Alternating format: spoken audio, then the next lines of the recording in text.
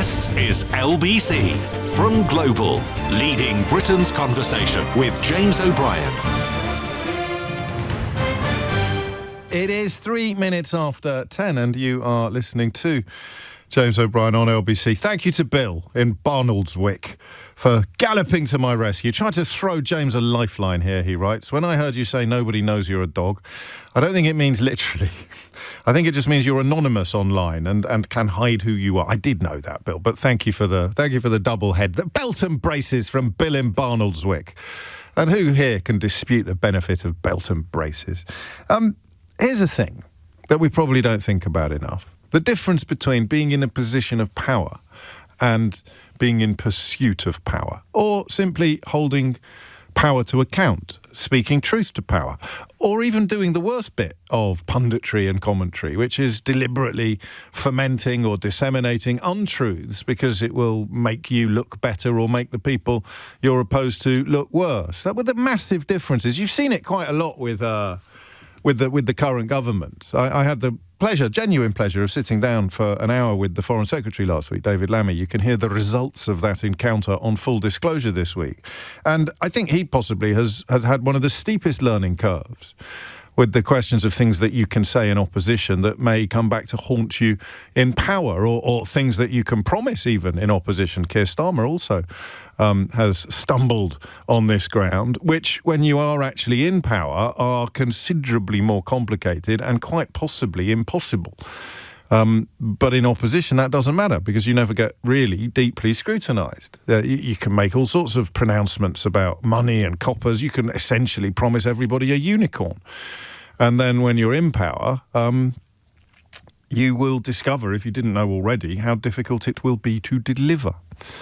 That's why it was a good thing in a way that Boris Johnson ended up carrying the can for Brexit, but obviously a bad thing that he did so in a country where none of the people in my line of work who had fallen for his nonsenses held him to account. The difference between being in power and being in pursuit of power. It really hit me today, listening to the interview that Jonathan Hall gave to Nick Ferrari regarding what will happen, what he would like to see happen to under 16s on the internet. It's pronounced Barlick. Of course it is, not Barnoldswick. It's one of those little linguistic idiosyncrasies that makes us English. I hadn't properly registered at the time because I was reeling so completely from the horrors of the murders in Southport a year ago today. I hadn't properly registered at the time. I didn't spend much time thinking about the perpetrator, oddly, because, of course, were you to venture online, that's all anybody seemed to care about. Not actually the perpetrator, but lies about the perpetrator being spread by all the usual suspects and provoking or inciting some of the most hideous scenes we've ever seen on our streets. But what I hadn't done, and I realised, is focus on how any human, because you have to sort of, I'm afraid, resist the desire to believe that these kind of acts are undertaken by something inhuman or beyond normal or subhuman or whatever it wants to, whatever comfort, wherever you get the comfort from, the idea that it could never happen here because it is so extraordinary.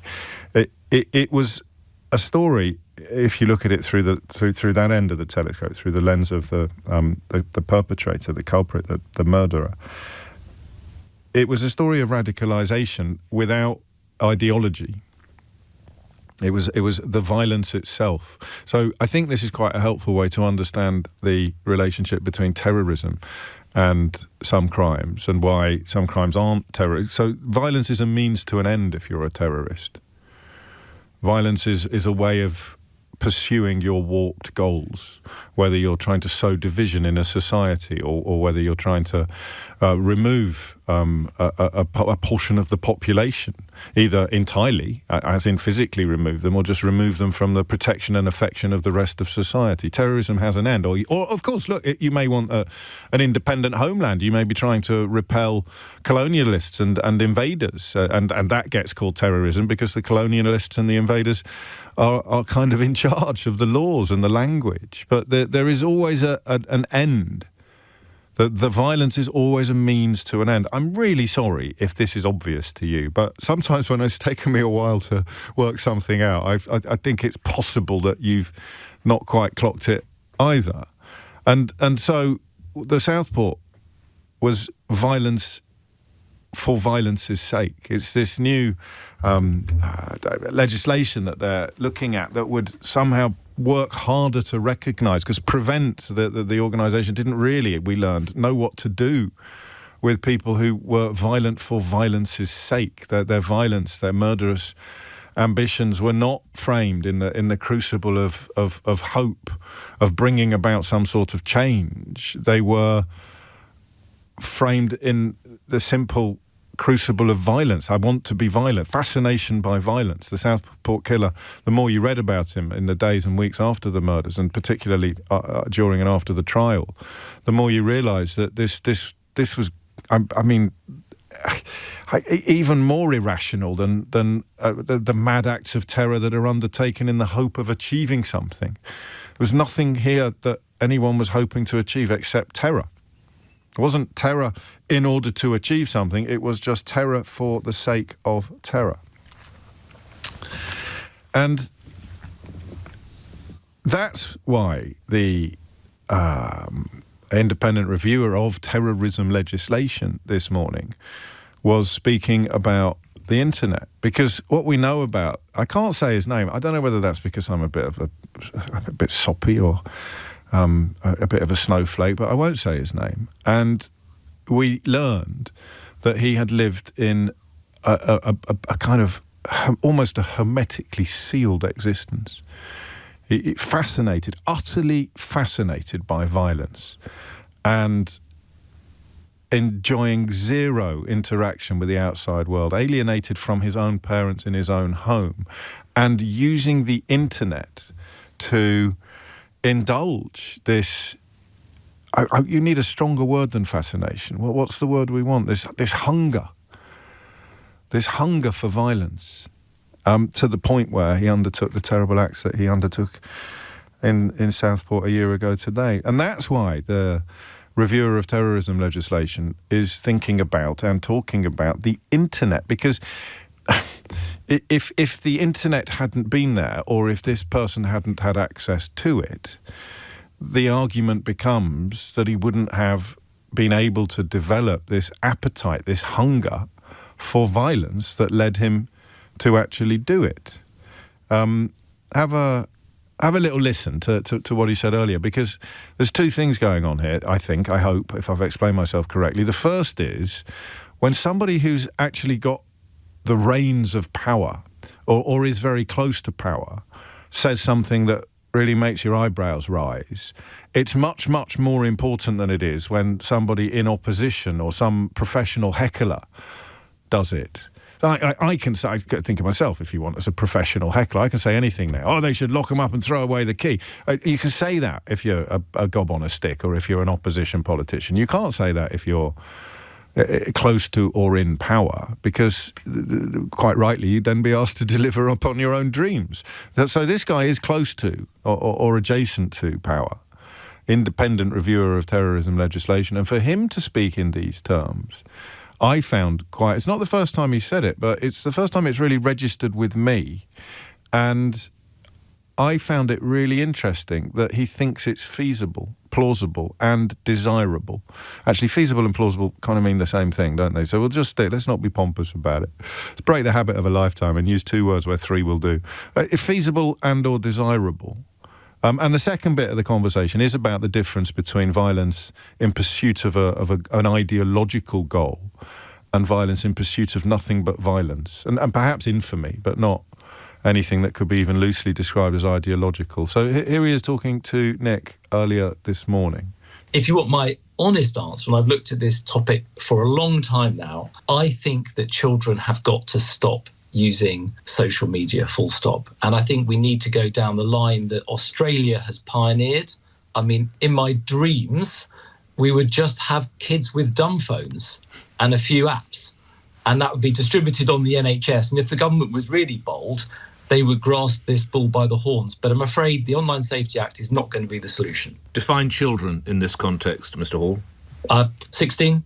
Many would say that it's a tremendous tool for educational purposes. Yeah, I'm sure. But we all learnt lots of things before the internet, and the harms are now absolutely apparent. I mean, I can tell you, having done over 6 years as the reviewer, the face of terrorism and threat has changed. And it doesn't happen because people are demonstrating in favour of some bizarre, loony, extreme right-wing, violence-fixated thing on the corner.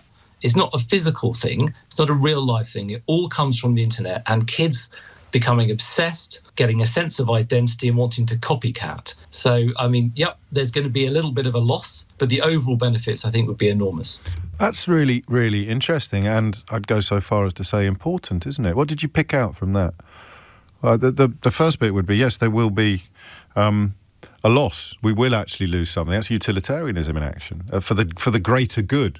I watched Hot Fuzz the other night. For the greater good, you would do this. You would absorb the negativity, because one of my throwaway lines has always been, my kids they need it. They need it. They couldn't go to school without social or without their what they called tablets. They couldn't go to school without their tablets, because everything's on it. They wouldn't know where to be at 11 o'clock on a Thursday morning if they didn't have their smartphone with them. So he says, tough, we'll deal with that. And, you know, once you actually say it out loud, you think, yeah, it wouldn't be that difficult, would it? It wouldn't be that difficult. And then you've got, it all comes from the internet. It all comes from the internet. That's an extraordinary thing for him to say. And, of course, he has, as he said, spent 6 years studying it. It all comes from the internet. So that would include radicalisation that we would file under ideological, as in terrorism, and this thing that we haven't got the right word for yet, radicalisation for violence, violence for violence' sake. It all comes from the internet. It all comes from the internet. And then the third thing, so those would be the three for me, and then the third thing would be just ban it all. Get rid of all of it for under 16s. It's 10:15. You know the number, although I'll remind you in a moment. The question is pretty straightforward today, actually. But as ever on this programme, the why is more important to me than the what. So what do you think? Are you for or against the idea of doing in the United Kingdom what they're poised to do in Australia in December, and literally try, because I don't think you'll ever succeed completely, to ban under 16s from social media? That is happening, as things stand, in Australia in December.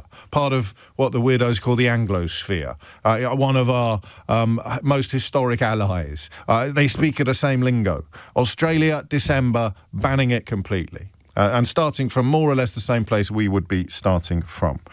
I always like experts on the programme, people who will be able to tell me whether or not it will work or not, but if they're actually having a proper swing at it in Australia, you have to presume they've done a little bit more digging and homework than we have and decided that, yes, it's doable.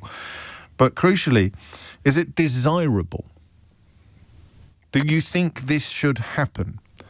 0345 6060 973 is the number you need to tell me whether or not you think this is a good idea. Is the reviewer of terrorism legislation correct? Is the price we would pay for banning all under 16s from all social media small enough to justify the benefits? And crucially, I want you to tell me why you like or hate or dislike this idea. All right, that's the crucial bit. 0345 6060 973. Three things. It all comes from the internet. We'll get rid of it all. I like the word all. The word all is appearing a lot here. It all comes from the internet. I think that's probably true, but then how did we end up with homicidal maniacs before the internet existed? It is all under 16s being banned from all social media. And it is the idea of violence for violence's sake being something that you won't be able to feed via any other way. So who's going to talk to us? People who know that social media very nearly ruined them. Access to social media as a teenager, as a young teenager, very nearly, or in fact actually did ruin you. 0345 6060 973. Parents, teachers. Interested observers, everybody. This is society.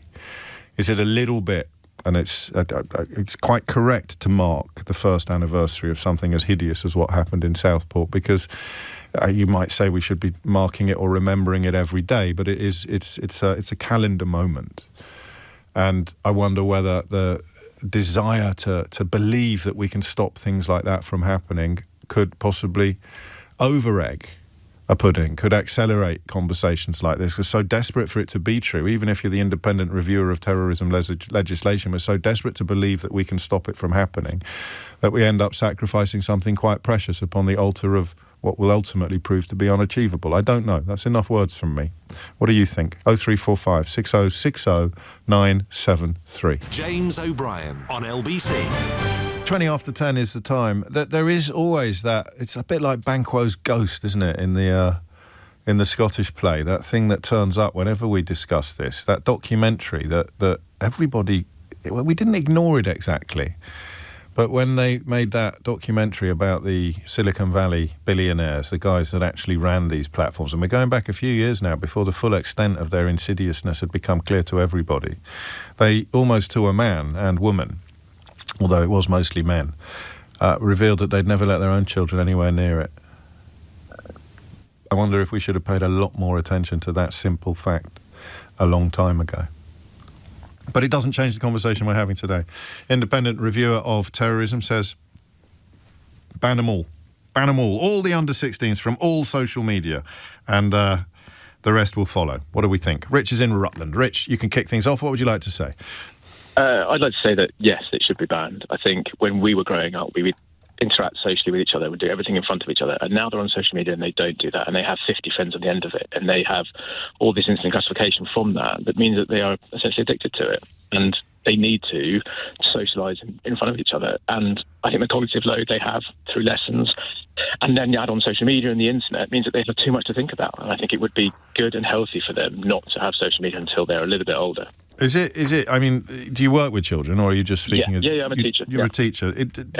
How plausible is it, do you think, that the conversations we have about mental health crises among the generations we're discussing this morning will have a lot more roots in what we're discussing today than conventional wisdom currently allows? Yeah, I mean, I think, like anything, they have so much to think about, and they go on social media because they are worried about what's going on. And if they feel as if they're not in that loop, then that's the thing that makes them go back to it all the time. So yes, of course, I think anyone who has too much to think about will overthink things by its very nature, and then probably go down that. But what about all those? So I mean, I don't think this is the rationale of Jonathan Hall. I mean, he's trying to stop processes of radicalisation. He's trying to stop people being able to feed. You get a tiny acorn of interest in something truly vile, whether it's extreme pornography or extreme violence. And at the moment, as things stand in this country, a 14, 15-year-old boy can indulge that acorn of interest until it is a whopping great oak tree that dominates every single aspect of their life. But you're going in much lower. You're simply saying it's terrible for kids. At the same time, any of this stuff that was talked about, any of this stuff that is radicalisation or anything extreme or any part of the spectrum, we wouldn't allow it in the playground. So I don't see why we should allow it on social media. No, but we wouldn't ban the playground.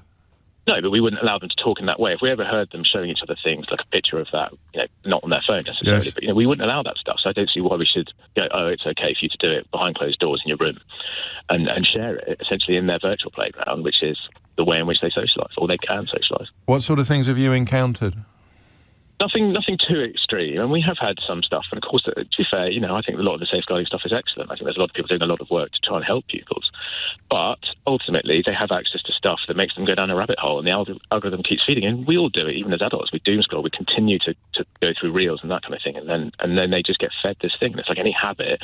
It's those seeds of information that they probably don't need until they're a bit older. Is what I'm getting at. Yeah, I hear you. And I mean, I'll leave it to other callers to remind us what we will lose or what they will lose as a consequence of this blanket ban. But as Jonathan Hall suggested, there will be negatives, but they will be dwarfed by the positives. 0345 6060 973 is the number that you need. I mean, there's another element to this, which I'm very uncomfortable with. I'm certainly not suggesting it reflects my own thoughts, not least because we sat down last week with the mother of a boy who died after she believes he undertook the blackout challenge on TikTok, which has left, I think, up to 20 young people dead. And and there is an argument that those children should have been better equipped by other adults with the knowledge that they needed to know that indulging in certain behaviours, even if it looks like everybody else on TikTok is doing it, has appalling consequences. It is a really, really dangerous thing to do.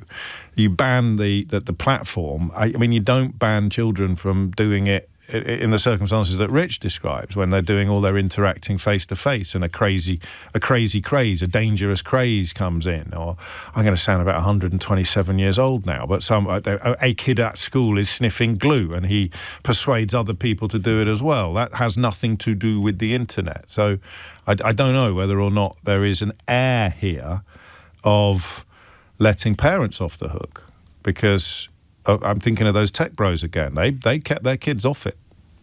Have we been a bit cowardly? And we're a weird generation.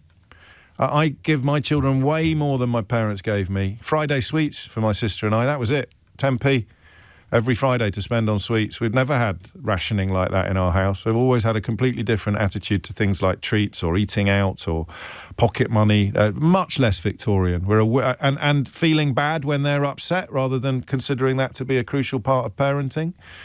Have we dropped the ball a bit here? Should we all have been a lot more robust a lot earlier on what our children could and could not access, and now we're almost farming out responsibility to authority? I mean that only as a question. Only as a question. Luke's in Newcastle. Luke, what would you like to say? Hi, James. I would have to disagree to an extent with your last call. I think he's got some good points, but I think it's almost too easy to focus on the negatives the smartphones and the internet brings. Of course. When there are so many positives. And I've got a young child. He's 4. He's far too young to have a phone or even consider that. Well, you say that, but that's a parental choice. Well, good point. But one thing I do love showing him are all these incredible videos that you do get on TikTok, on YouTube. And if you train the algorithm right and have sensible regulation, I really do think that phones can be fantastic. Yeah, but you're over 16, I presume, Luke. I am, yeah. With your 4-year-old boy. That was a fairly safe speculation. No, not 100%, I grant you. So I mean, that doesn't change the proposal. This proposal would simply be he's not allowed entirely unsupervised. He's not allowed his own access to it until he's 16. It doesn't stop you from showing him stuff. No, but I think if talks are going about, if we're following Australia and we're taking away social media and that would be like the final outcome, and it seems to be the way that the government's heading, then I think we have to sort of... But what would you lose? I don't think you'd lose anything. You just have to verify your age, not your identity. There's still a lot of confusion surrounding that as well. You'd have to verify your age to access the things and then exercise your parental discretion on deciding what you are and are not going to show to your son between now and his 16th birthday, after which you kind of lose... that right? I don't know that it is quite the problem you're describing. Well, no, that's a fair point. I think, as I said though, if there is an issue with long-term banning and this is the way forward, and that it does seem to be that a lot of people are very anti-phones and anti their kids. Yes, that's true. I mean, you're doing the baby and the bathwater argument, really, I think, aren't you? Okay. And we do need to be careful about that. But I don't think... And that's why it's a really good call, because a lot of people will be thinking like you're thinking. But you know, we are now thinking more. And actually, no, that wouldn't be a fact. There's nothing to stop me giving my tablet to my 5-year-old with my Peppa Pig videos. That's not under threat here. No one is going to get arrested for giving a tablet to a 5-year-old. You're simply not going to be able, as a 7, 8, 9, 10, 11, 12, 13, 14, 15-year-old, to access it entirely independently and entirely... Well, to access it at all. The social media element of it. YouTube wouldn't even count, would it, as social media, I don't think? And I don't know. The devil will be in the detail, which is why it's, in a way, a really good thing that Australia's going first, because we can watch them and see how it pans out. But I'm not, at the moment, under advisement, Your Honour, I'm not taking Luke's evidence when I arrive at my verdict later in the programme. It's coming up to 10:30. You're listening to James O'Brien on LBC. The conversation, if you're just joining us, is pretty straightforward. The reviewer of terrorism, the independent reviewer of terrorism legislation, no less, has gone all in on calling for a ban on all under-16s from all social media, because he argues that all the really bad stuff that happens to young people happens on the internet. And it's a conversation prompted by the first anniversary today of the hideous murders in Southport, which of course were a consequence in part, it has been argued, it has been explained, of online, quotes, radicalisation, end quotes, but also unregulated online activity was also responsible for the Farage riots that swept the country in the aftermath, after people who do know better, not should know better, people who do know better chose to act in an incredibly provocative and incendiary, dishonest and dangerous way. Maybe it's them that we should be banning from social media as opposed to the kids. James O'Brien on LBC. 33 minutes after 10. What if he's just completely wrong, though? That's the other problem with that dichotomy I described earlier between being in power or adjacent to power and being in pursuit of it or in criticism of it. You sort of presume that the people in power or adjacent to power have a better grasp of the facts. And sometimes it is precisely that better grasp of the facts that prevents them from keeping promises that they made in opposition. But what if Jonathan Hall is completely wrong? What if this doesn't all happen on the internet? What if it is an attempt to almost comfort ourselves by thinking that we can control the uncontrollable? As is often the case, my correspondent Emma has prompted a bit of a rethink during that 10:30 hiatus. It doesn't come from the internet, they write. It comes from humanity and unlimited exposure to everything humanity does to itself and each other, with zero safety net of outside community to reground the user. All is laughably not true. Jack the Ripper was deficient in 4chan. In fact, you can insert your own hideous human at this point in proceedings to remind everybody that the internet had nothing to do with the actions of the Yorkshire Ripper, never mind Jack the Ripper.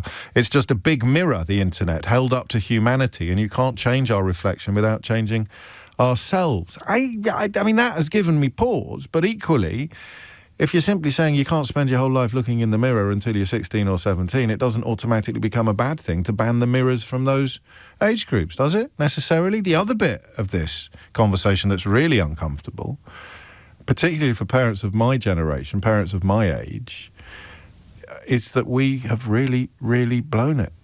It is too late for generations of children whose parents were not properly vigilant, who were not supervising enough, who didn't pay enough attention when the tech bros told the interviewers that they wouldn't let their own children anywhere near the platforms that were making them billions of dollars. How did we do that? I mean, I don't know if today's the day to open that particular Pandora's box, but does the whole call for a ban on every under 16-year-old on every social media platform essentially pass the buck from the home to the public space, from the parent who should really, there's no excuse anymore for not being tech savvy enough to keep on top of all of this. You just preferred it because your kids were quiet.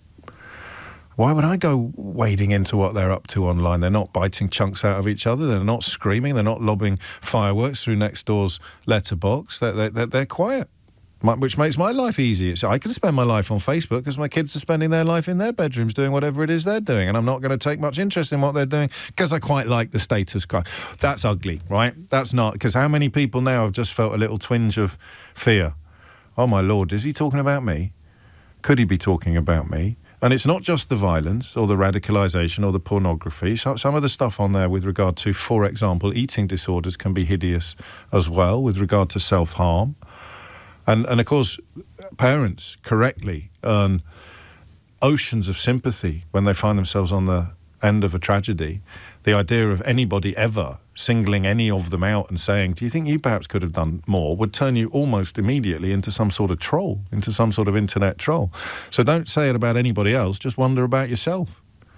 Why do I want the government to step in and do this? Because deep down I know I should have done? Is that a thing, do you think? 0345 6060 973. Neil's in Western Superman. Neil, what would you like to say? Hi there. I work in. I'm both a father and I also work with the profile of young people that come under this, that are fascinated with violence. That have been called incels and things like that. Yes. And I have been doing that for quite a long time. Or trying to de-radicalise them, or just studying. In a sense, it's engaging with them. Yes. Okay. And quintessentially, I mean, we've been through this as a society before. Whether it was, the panic satanic, whether it was, whether it was the during the 80s, there was a fascination with cars being stolen, and it never felt as if it was already in everybody's pocket. I know the history of moral panics is well written and fascinating, and everyone like me in the middle of a moral panic always says, no, this one's different from all the ones that went before. But I think it might be. What my point being is that we've been through this before, and what we always end up doing is we look at the outcomes rather than actually looking at the causes. We do that because we're looking for simplified answers for a complicated question. And what's quintessential is that in order to engage with young people, we need to go into their world, not expect them to come into ours.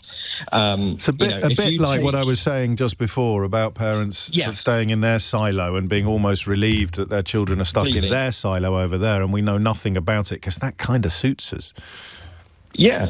And I get it. There are times where I want to give my son, he's 5, a tablet and things like that. And there are times where I'm doing that where I'm overstimulated as a parent, and I do get that. We are all there, and if we don't say we're there, we're not being honest with each other. Mm. But we need to engage it. I mean, we engage in both social media as well as computer games, Dungeons and Dragons, all these sort of things as a way of actually engaging with young people, bringing them into our world, in order to bring them out of their world, bringing them into our world, because you need to build that relationship with them.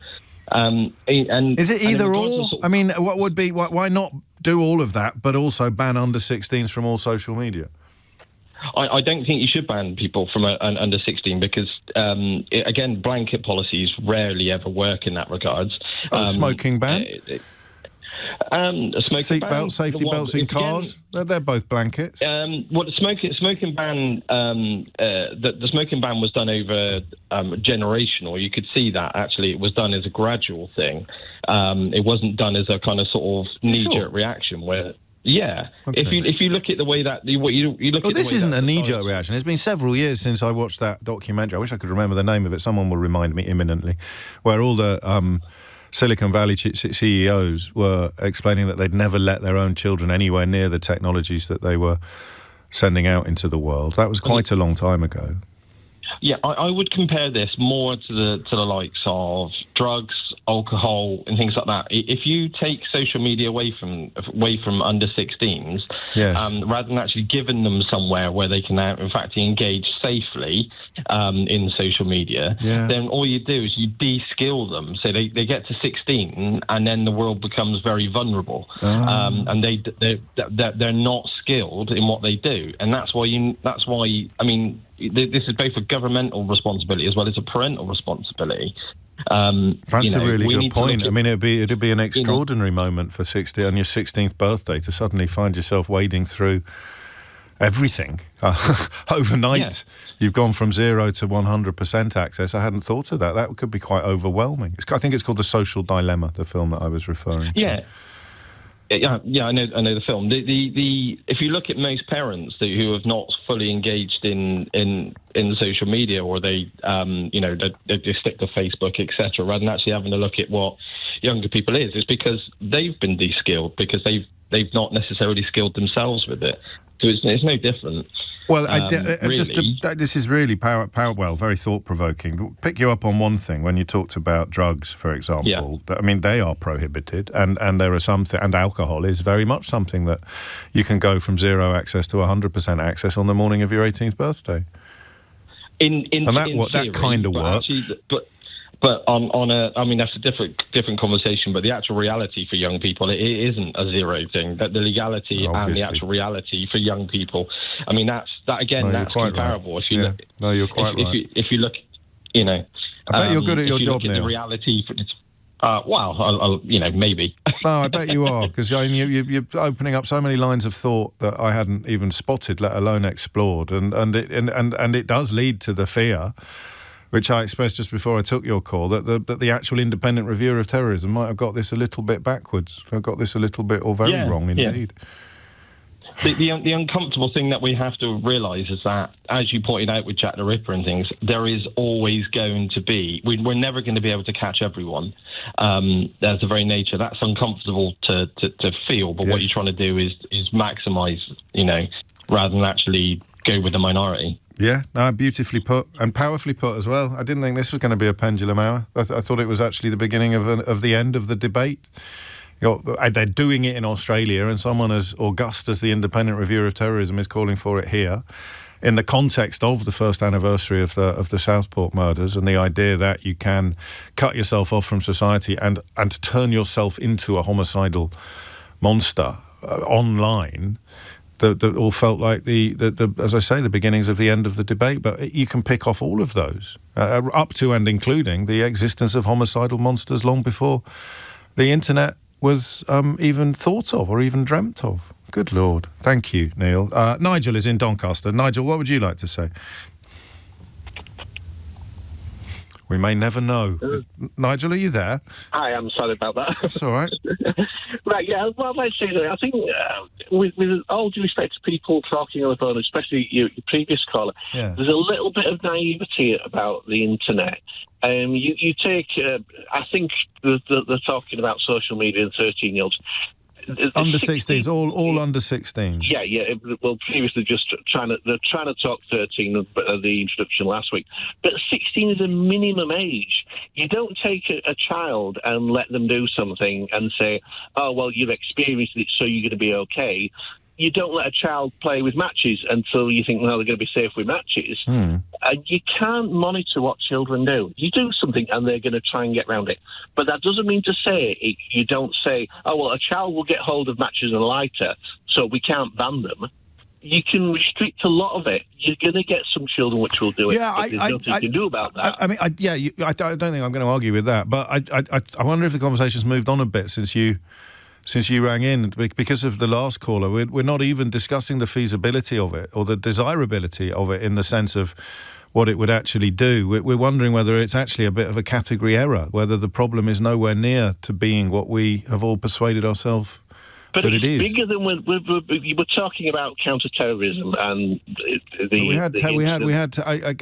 I don't know how valuable a contribution to the conversation this is, but for example, the IRA were a pre-internet phenomenon, and the carnage that they reaped on both sides of the Irish Sea was intense.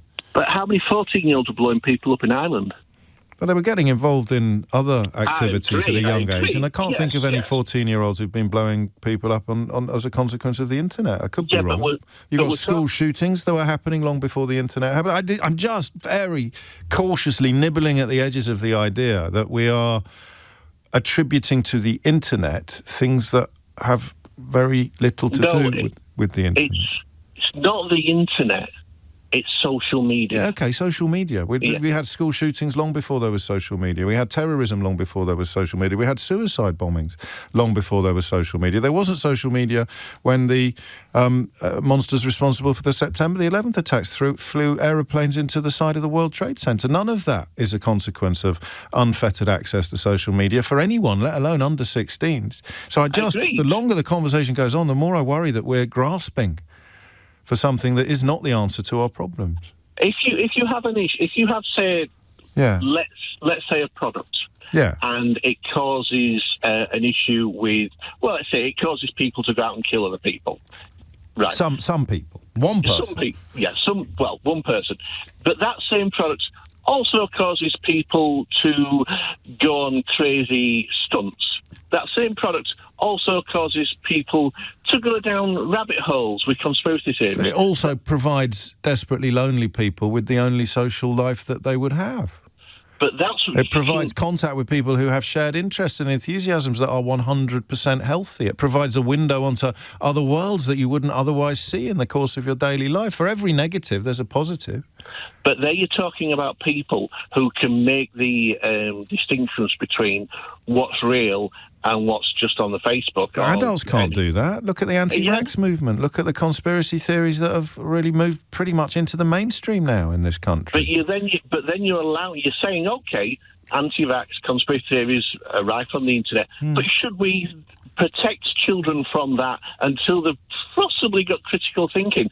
I'm not saying it's going to fix it, but it's surely to limit it. We need to know how much of it was caused. I think, oddly, you've reminded me of this, Nigel. I wonder whether the argument is more powerful in the context of mental health than it is in the context of very rare and hideous acts of violence. I think I would be more comfortable arguing on the mental health front that this constant barrage, we've talked about it a lot on the programme, the things that perhaps we don't know what it would be like to grow up with because of our own ages, that must be linked to the mental health crisis that the younger generation is suffering more acutely than any other generation, and that would be a reason for removal from social media. But then my other objections would kick back in again, most obviously loneliness. But I wonder whether the mental health rationale for doing this is much stronger than the violent acts of terror or the terrible acts of violence rationale. I thank you, Nigel. James O'Brien on LBC. Sometimes I really thank you for making me see nuance and come to a deeper understanding of issues, including issues that I might have started off thinking were quite simple. Sometimes I really don't thank you for it because I quite craved a bit more certainty, a bit more solidity, and I thought I'd got that solidity on this one, but I'm not so sure anymore. Nigel said something fascinating. What if we think of social media as a malfunctioning product? So remove it from the realms of free speech, where it shouldn't be anyway. You know, if you're free to say something on social media that actually breaks the law of the land in which you wrote it, then something has gone hideously wrong. You can end up in prison and your post hasn't even been taken down. Think of it as a malfunctioning product. Farage wanging on about freedom of speech today while simultaneously demanding that a government minister apologise for being mean about him, which, you can see the hypocrisy there from space. So it's not a free speech thing to say to these companies, you have to do a better job of stopping violence and lies from being fomented and spread. But taking the children out of that environment, taking the under-16s out of that environment, addresses neither. It doesn't address to my mind, inflated and largely nonsensical concerns about social media, or free speech, rather, and it doesn't properly address the idea of a malfunctioning product. That's the thing. That I think is the thing. It's in the United States of America. There's a lawsuit happening at the moment.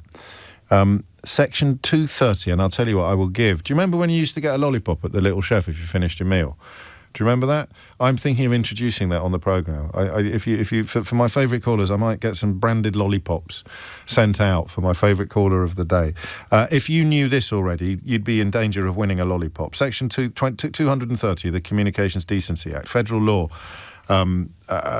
sort of provided an immunity blanket for social media because it absolves them of legal responsibility. This is what the likes of Musk and Vance are terrified of when they talk twaddle about free speech. They are not responsible for the content that is posted to their sites and then amplified by their algorithms, and the consequences don't matter. It's a lawyer called Matthew Bergman trying to sidestep these protections by using old-fashioned products liability. It's really jumped into my head when Nigel talked about products. It's a malfunctioning product. Puts it under tort law, if you're interested in such things. So the argument becomes that the harms experienced by users are not a consequence of the content posted by other users or third parties, but they are a consequence of the design of the platform itself. So social media becomes a malfunctioning product. It becomes a flawed business model, and as such, something that the authorities are required to address. I wonder whether they can smell that on the horizon. I wonder whether the comments of people like Musk and particularly Vance about free speech are actually informed by this unfolding lawsuit. They're terrified of putting because politicians benefit from the lies. You don't need me to name the ones that do, but up to and including the man who lies about winning an election that he lost when he's not cheating at golf. They benefit from it, but of course the platforms, if they were required to remove it, would lose a ton of money.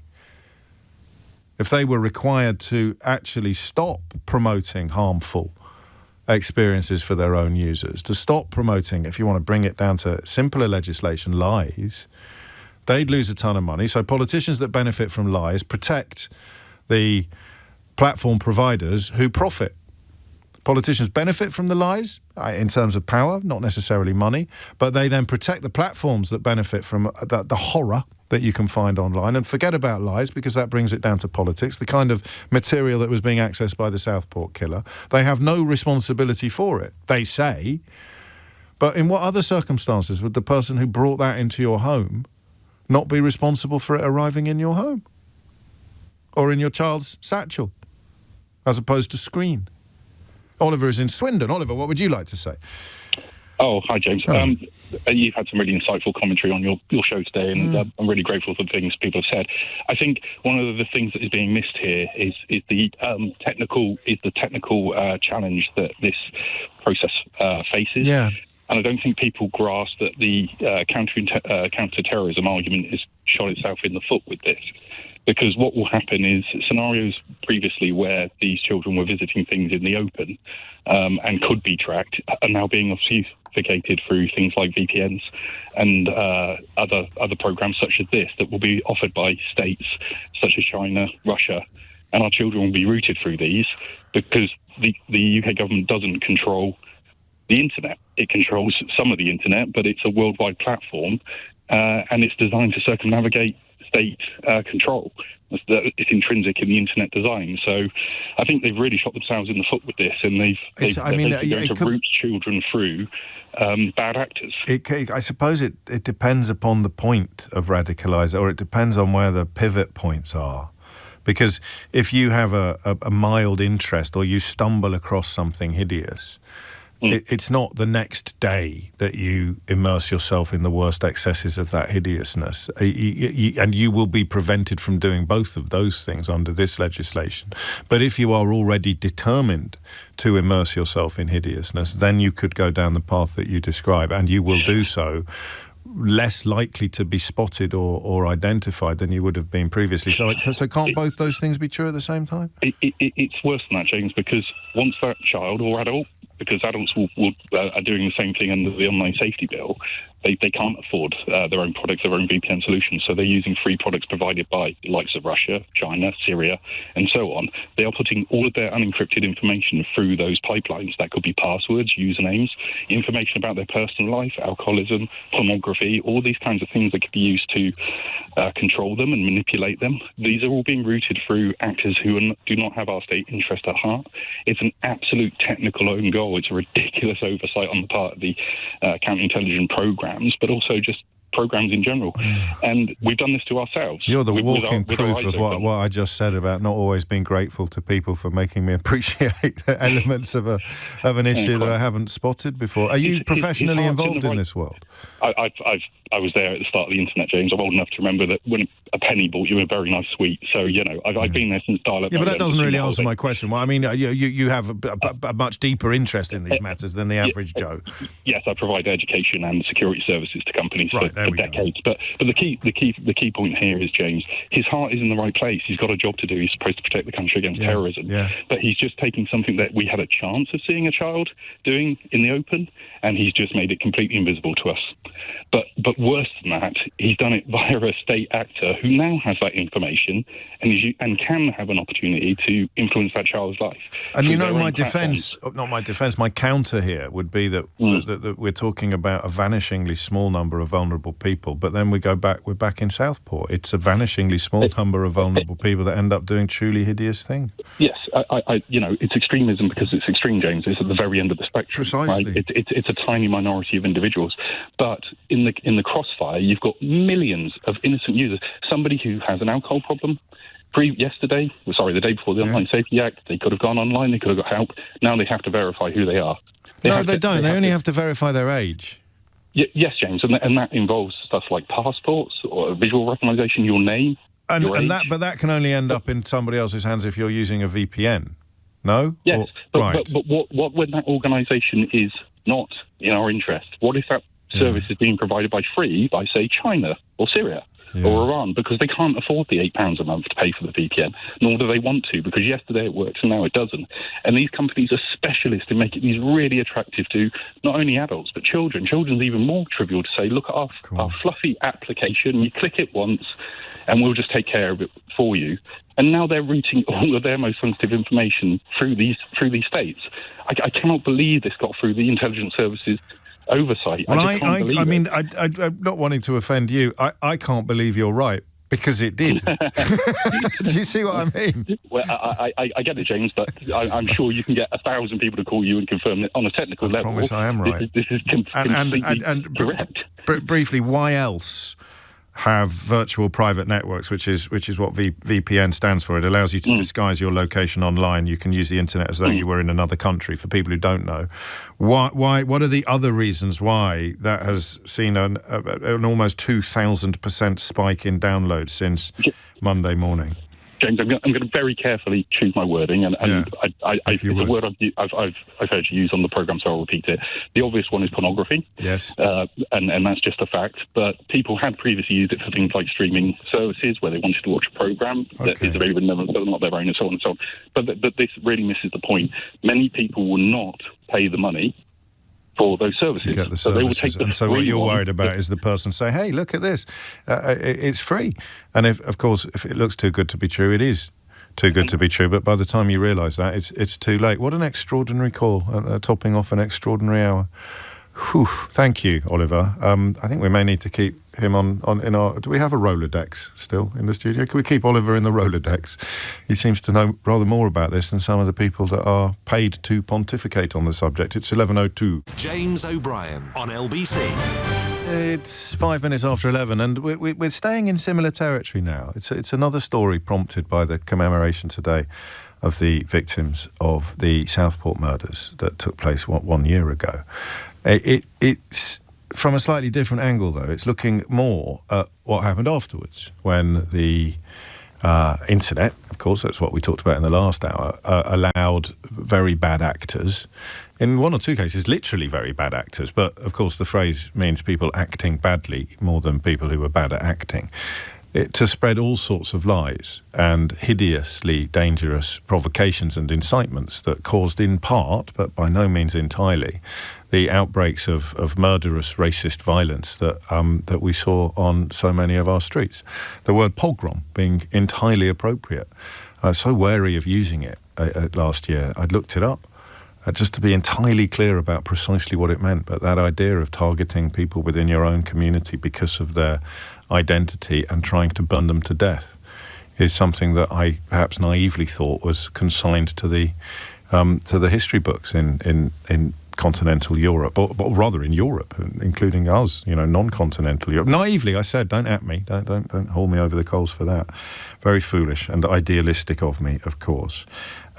And the use of the word tinderbox now by the Institute of Public Policy Research, a lot more responsibly than by right-wing journalists who, as I mentioned to you yesterday, now it's getting impossible to ignore the fact that some of them are praying for trouble.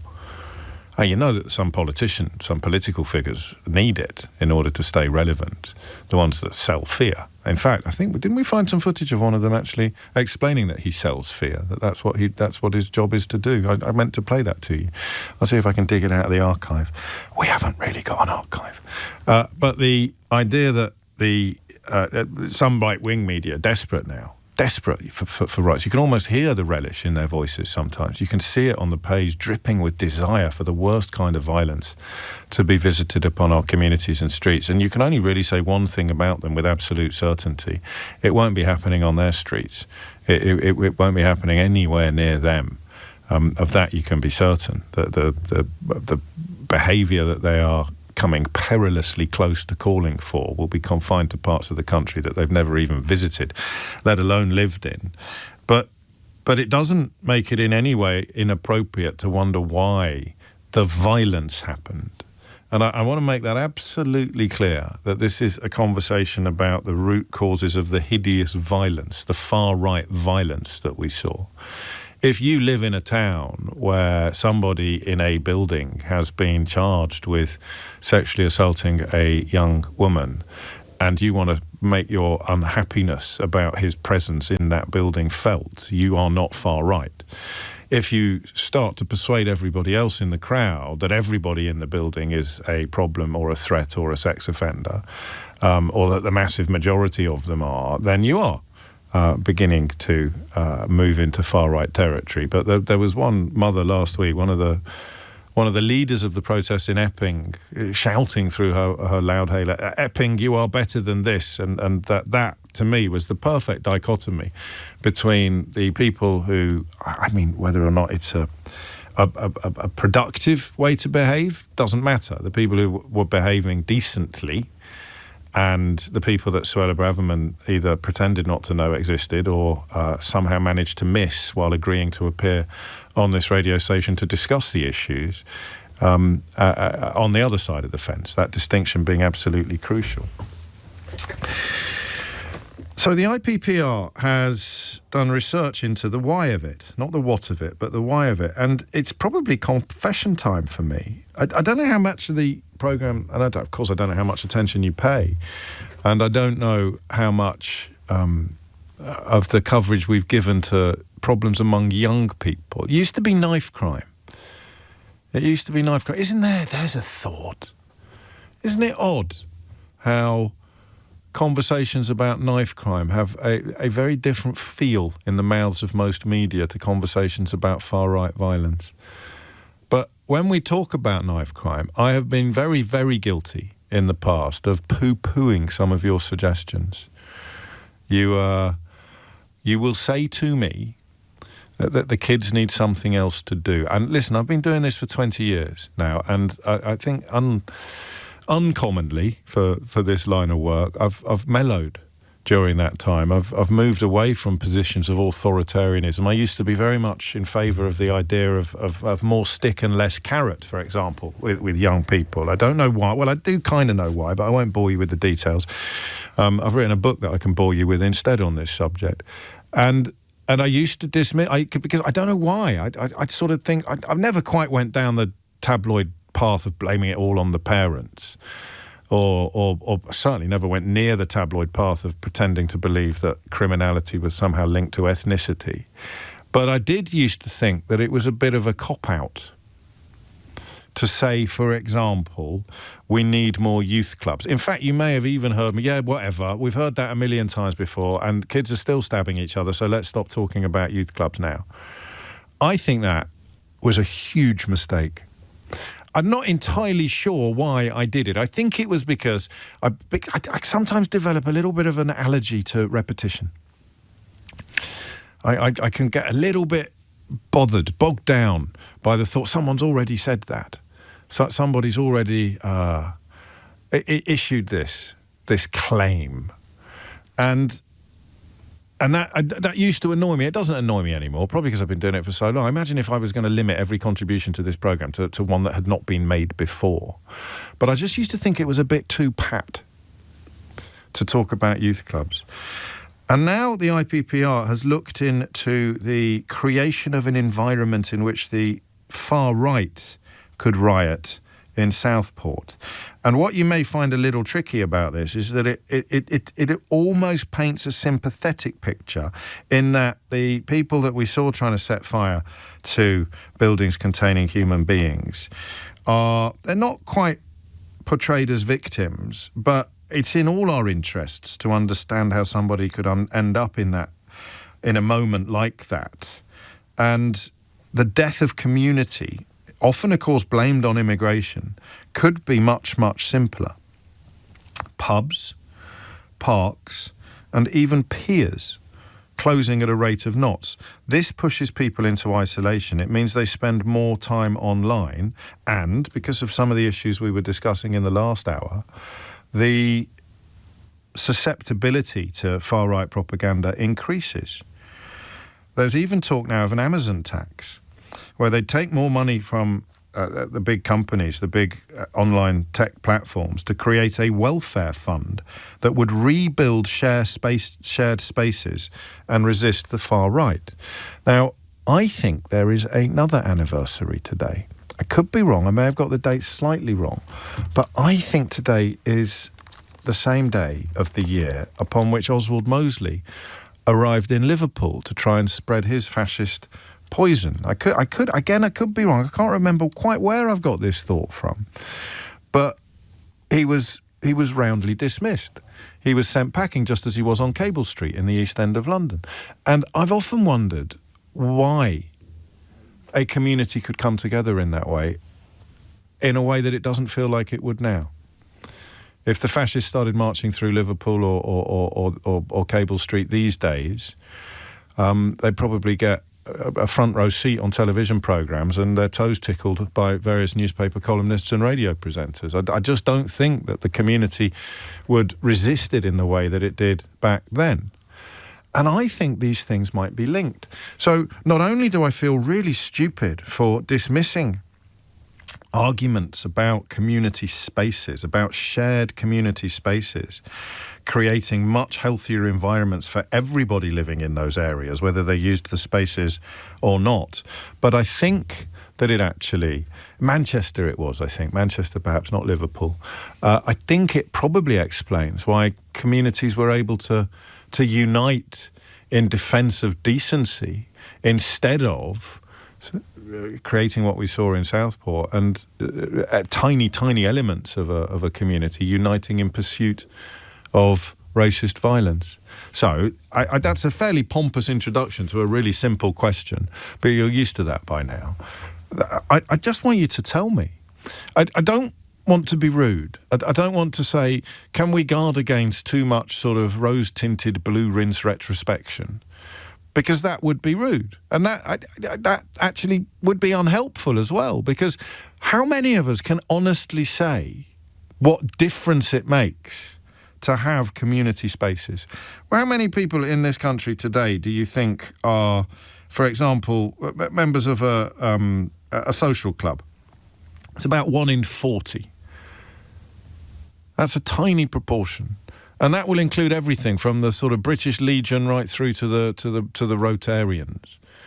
Anything at all. There's one just round the corner from my house. My wife's granddad used to be a member of the British Legion, and you'd go down there and cheap beer, bit of line dancing, and I used to think it was a little bit daft. I loved it, but I thought it was a bit silly. And I thought, oh, here you go, this is nice. We're watching something expire. We're watching the last days of something that has become increasingly irrelevant. And yet, for the first time ever, as I read this report by the IPPR, I found myself thinking, what if it was really important and valuable and we should never have allowed it to be lost? What if it's true? What if these things are obvious and a bit simple and incredibly important and very, very true? Why have communities become susceptible to far-right thuggery? Answer, because the sense of community has gone.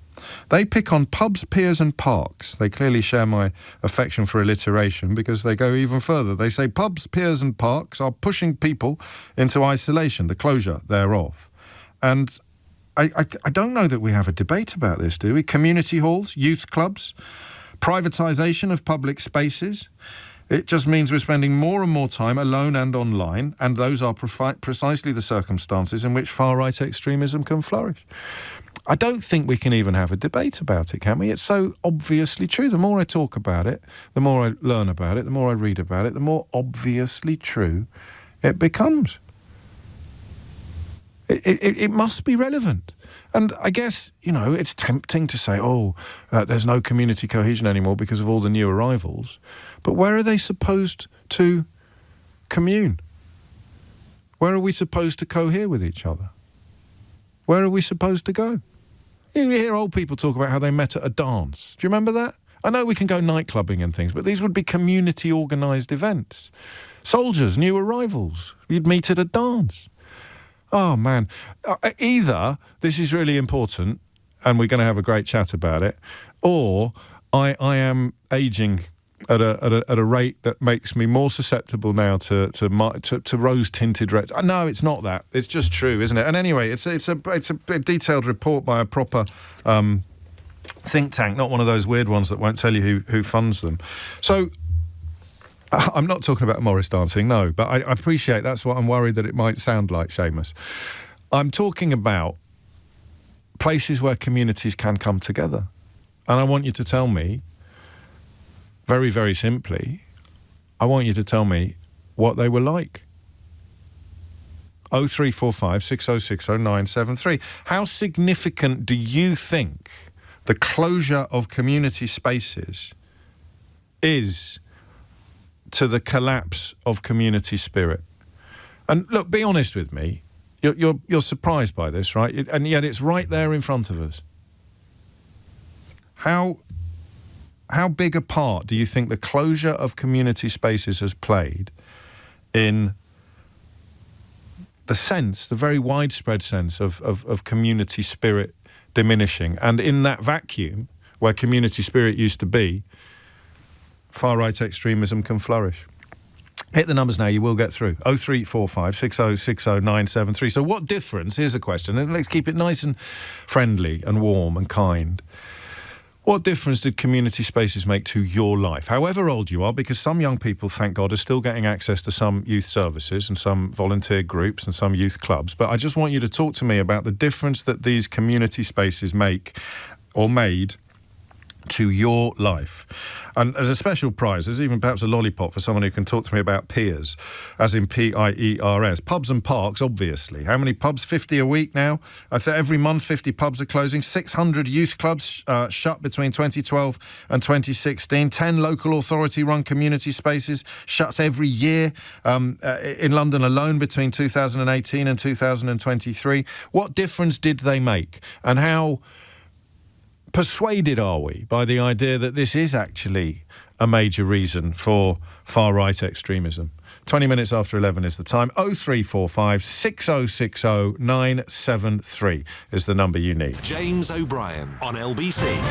It's huge, this, isn't it? The more you think about it, the more you sort of realise, because even Starmer's hideous island of strangers speech, if you are subscribing to the idea that we're becoming an island of strangers, where do you go to break down those barriers? Where do you go? Where do you go? To meet people who you don't already know? To meet people whose backgrounds might be a little bit different from yours? To meet people who you don't have much in common with immediately, but the more you get to know each other, the more you realise that you do.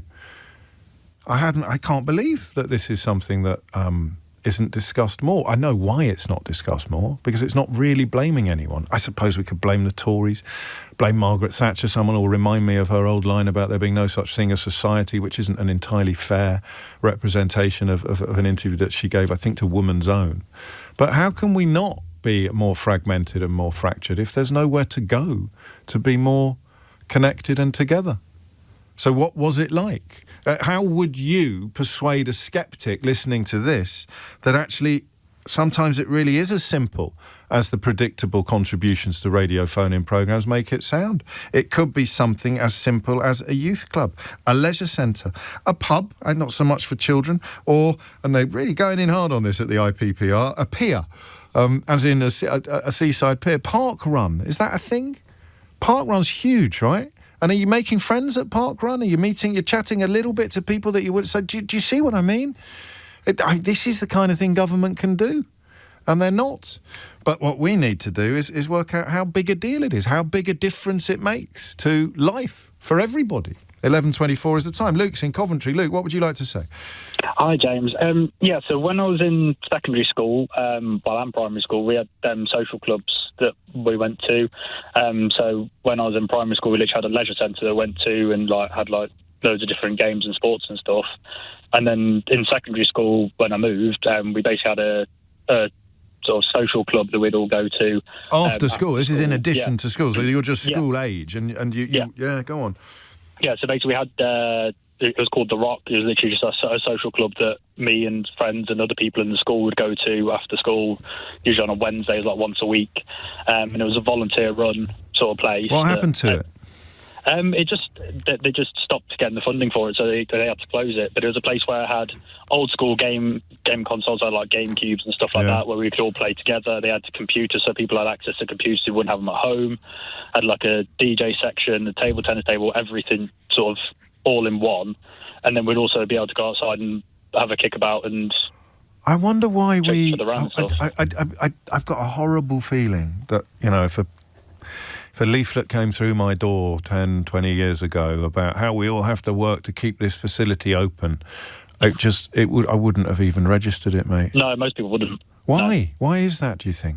I think it's a case of because they don't see the benefit of it, they won't do it. But people who have kids who go to them, they'll see the benefit because they see that their kids are going out socialising and stuff like that. Whereas now people won't see the benefit because they won't see their kids going out and doing those things.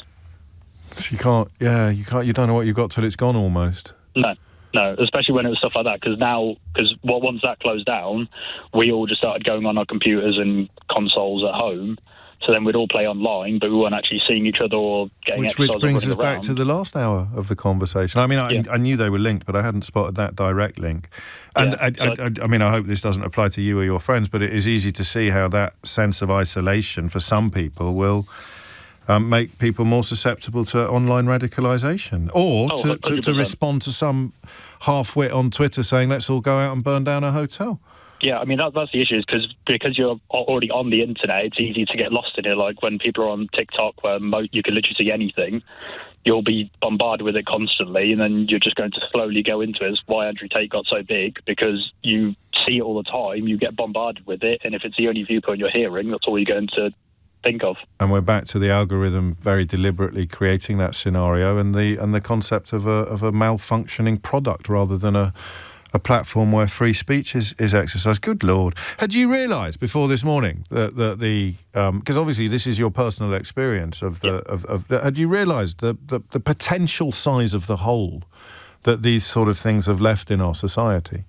So I had basically, mainly just because me and my fiancée went to where I used to live, and then I told her about the old social club that I used to go to when I was a kid. Yeah. And it just sort of reminded me that we spent so much time. We literally went there every single week, and then when that closed down, we then started going to play football every now and again. But then that stopped.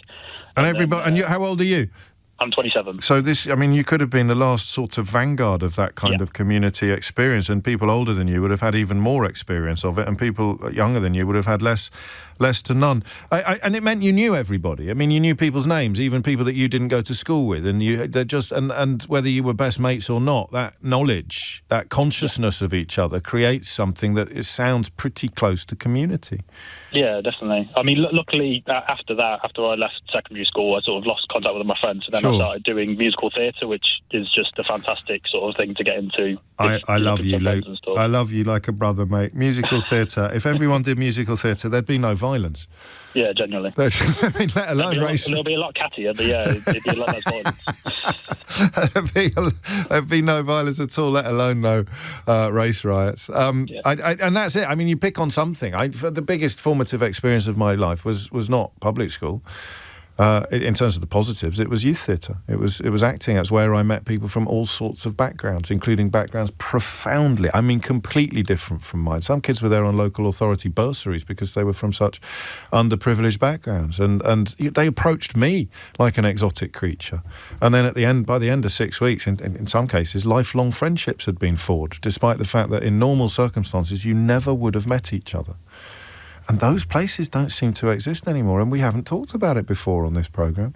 And if we have, we've poo-pooed it and passed over it because we're looking for a much heavier explanation as to why societies are fracturing, or young people are stabbing each other, or other people are being seduced by far-right lies online to the point where they'll go and try to set fire to hotels. So what difference did it make to you to have access to a public community space? 0345 6060 973. I've got another example for you, actually, that Dale Vince has come up with. A great bloke, Dale Vince, in all sorts of ways, but looking at how football tickets could be made available on prescription. I'll share more details with that with you after the very latest news headlines with Thomas Watts. James O'Brien on LBC.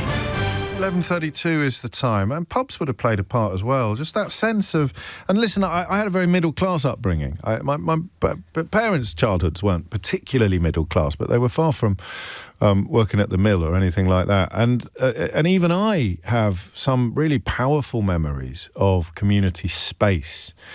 The mystery for me now, as we wade into this conversation, is why we let it all go.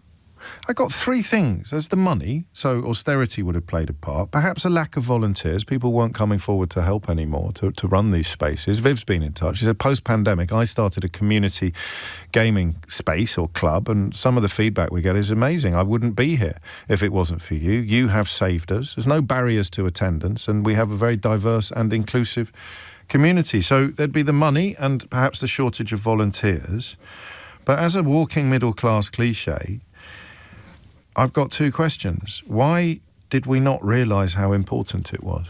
0345 60 60 973. And it may be that the answer to the next question is the same as the answer to that question. Why wasn't there more resistance while they were taking this stuff away? We had a lovely chat a couple of weeks ago, didn't we, with a fellow whose community has combined forces to keep a pub open in town. And, it feels like a bit of a nice little cheerful story. And finally, on the 10 o'clock news with Sir Trevor McDonald or something like that. But it's not. It speaks directly to what we're talking about. Why have we not resisted more? Why have we all played our part in the collapse of community spaces? It is 11:34. You are listening to James O'Brien on LBC. So I want to know what difference they made to your life. But I also want to know, on a socio-logical level, why you think we it's a bit boiled frog, isn't it? Why we haven't clocked it before? Why we haven't been more motivated by the obvious benefits that they bring to society? James is in Didcot in Oxfordshire. James, what would you like to say? Hello, James. Hello. So I just wanted to say, I lived for a short while in Bratislava in Slovakia. Oh yes. And I was living in a sort of an apartment block there, which had had a restaurant and a cafe underneath it. Right. And I started to go into the cafe of an evening, after work. Obviously, I'm working away from home. I don't really know anybody. And very quickly, I managed to find a community who embraced me and took me in. And it occurred to me that in Europe, they don't seem to have this issue. They don't seem to really have a problem with a third place, somewhere, you have your work, you have your home, but then you have another place that you go to, that you meet your friends, that you play games at, that you have, that you feel part of a community in. I was thinking, we are losing this in our country. When did we have it? Because there's part of me that's wondering about English reserve, and the canteens that you described were specifically that they weren't just there to provide food; they were there to provide space and company. You think? Yeah. Absolutely. Yeah, we've got nothing like that. They're still there. We do. Growing up, I realised how important these third places are in my life to kind of catch me a little bit and to give me a bit of community. When I was, I left boarding school to go to a local comprehensive, and the local church and the youth club there really caught me there and gave me a community again. It made me feel welcome. And when I got divorced a few years ago. I moved to a place called Uppington in Oxfordshire, and the local pub and the local church and the local community again, they caught me. They kind of gave me a sense of identity again, gave me a sense that I belonged, because they were embracing, they were welcoming. There were people who weren't just kind of protecting their spaces. They were pleased to meet a new person. There's so many. I've got that sense. I don't know about you, of threads about to knot together, because of course one of the other things we were discussing yesterday was the huge percentage of people. I think 87% of the British public who thought that the people who joined forces to clean up after the Farage riots last summer represented Britain. And the similar levels of support for the severity and the fairness of the sentences handed down to the people that incited the violence. And that act of cleaning up is what we're talking about here, isn't it? It's about coming together to make things better. Yeah. Yeah, the youth clubs, they're giving teenagers somewhere to go, and the community centres for I don't know, pensioners playing bingo, single mums kind of like finding solidarity and stuff like that. What, libraries and stuff, working men's clubs. Why? I mean, I'm just listing things now, James. But it's a living, James. I get away with it every day. Why did we not make more of a fuss as they closed down around us? I think in a way it's that boiled frog thing again, isn't it? But we after lockdown we kind of didn't value it as much. Suddenly we were at home and we were talking to people online a bit. I think on an individual. Do you think that was like a catalyst? So the frog was boiling, but they turned it up several notches during lockdown. Yeah. And by the end, we felt like things had changed. And we may even have persuaded ourselves that they'd changed for the better, but they clearly hadn't. I'd like other people to have a crack at that. Lockdown can't be the answer to all of our ills. For people who like thinking about things, any more than immigration can for people who don't like thinking about things. But why didn't we make more of a fuss as they shut these things around us, things that have been of huge importance? I wonder whether the joke, Seamus's joke about Morris dancing and my slightly odd feelings when I used to go to my wife's granddad's British Legion Club and just felt like you were stepping into a different era. And that meant that the new blood wasn't coming through. So that might explain why at the older end of the generational scale they ran out of road. But the idea of somewhere for young people to go and it being taken away and we not feeling more aggrieved by that, why do you think that was? I hit the numbers now. You will get through. James, thank you. Hugo is in Birmingham. Hugo, what would you like to say? Hi, James. Thanks for having me on. I want to talk to you about Birmingham because I think all of these services, it ultimately comes down to one group who is responsible for making sure that we can have them, and that would be the city councils or your unitary authorities. I mean, because even if you've got a volunteer-run organisation, they're going to need a building to volunteer in, and they're going to need, electricity, and they're going to need space, and ideally they might even have some paid people on the payroll. But it's I don't know if it's 110%, Hugo, but it is going to be a huge part of local government, isn't it? Yeah. So I mean, if I look at the area that I live in, obviously we've got a bankruptcy in Birmingham. In the city council, and the day centre's being closed down, and they're even closing down the local library. So where are these community groups? The local library, not Birmingham Library. Not the main one in the city centre. The one next to the Rep. No, not that one, the big one. But all of the other smaller community libraries are being closed down. Well, do you know the Alexi Sale line, Hugo? You might have missed it the first time round. Alexi Sale, when austerity came in off the back of the international financial crisis, Alexi Sale said literally, and just down the road from you, he said austerity is a response to the fact that the global financial crisis of 2008 was caused by there being too many libraries in Wolverhampton. Well, I mean, people talk about austerity as being the main cause of the issues in Birmingham, but I don't think it could be further from the truth.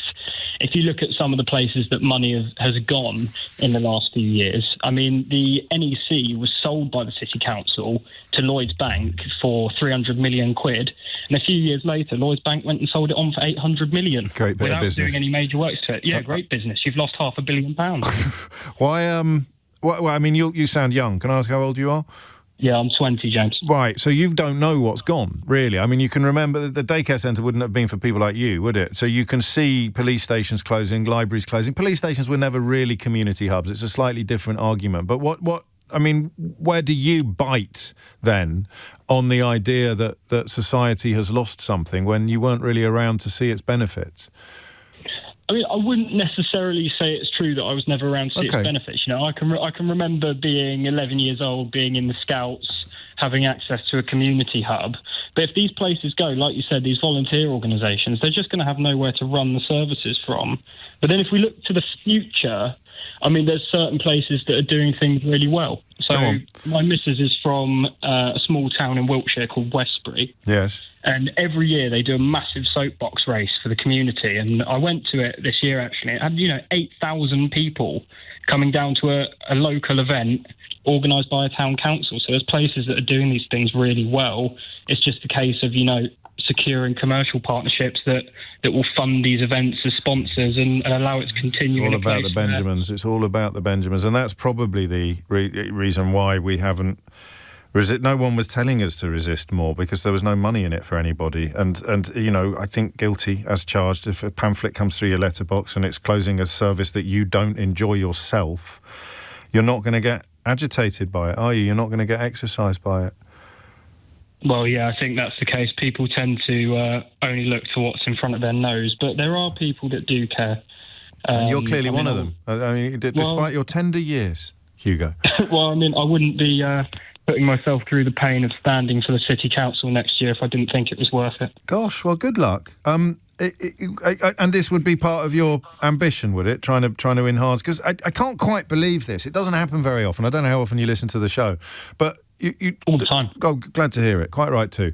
Have a lollipop. We talk about something very rarely that we haven't really discussed before, and halfway through the conversation, you sort of find yourself marvelling at how bloody obvious and huge it is as an issue, and yet we've not. You obviously clocked this a while ago. Yeah. I didn't. I wonder why that is. Because I don't. Maybe because, as you say, it's not. They weren't things that I benefited from. But when the youth theatre that I used to be in expired or ran out of road, that would have been, I presume, a consequence of council funding.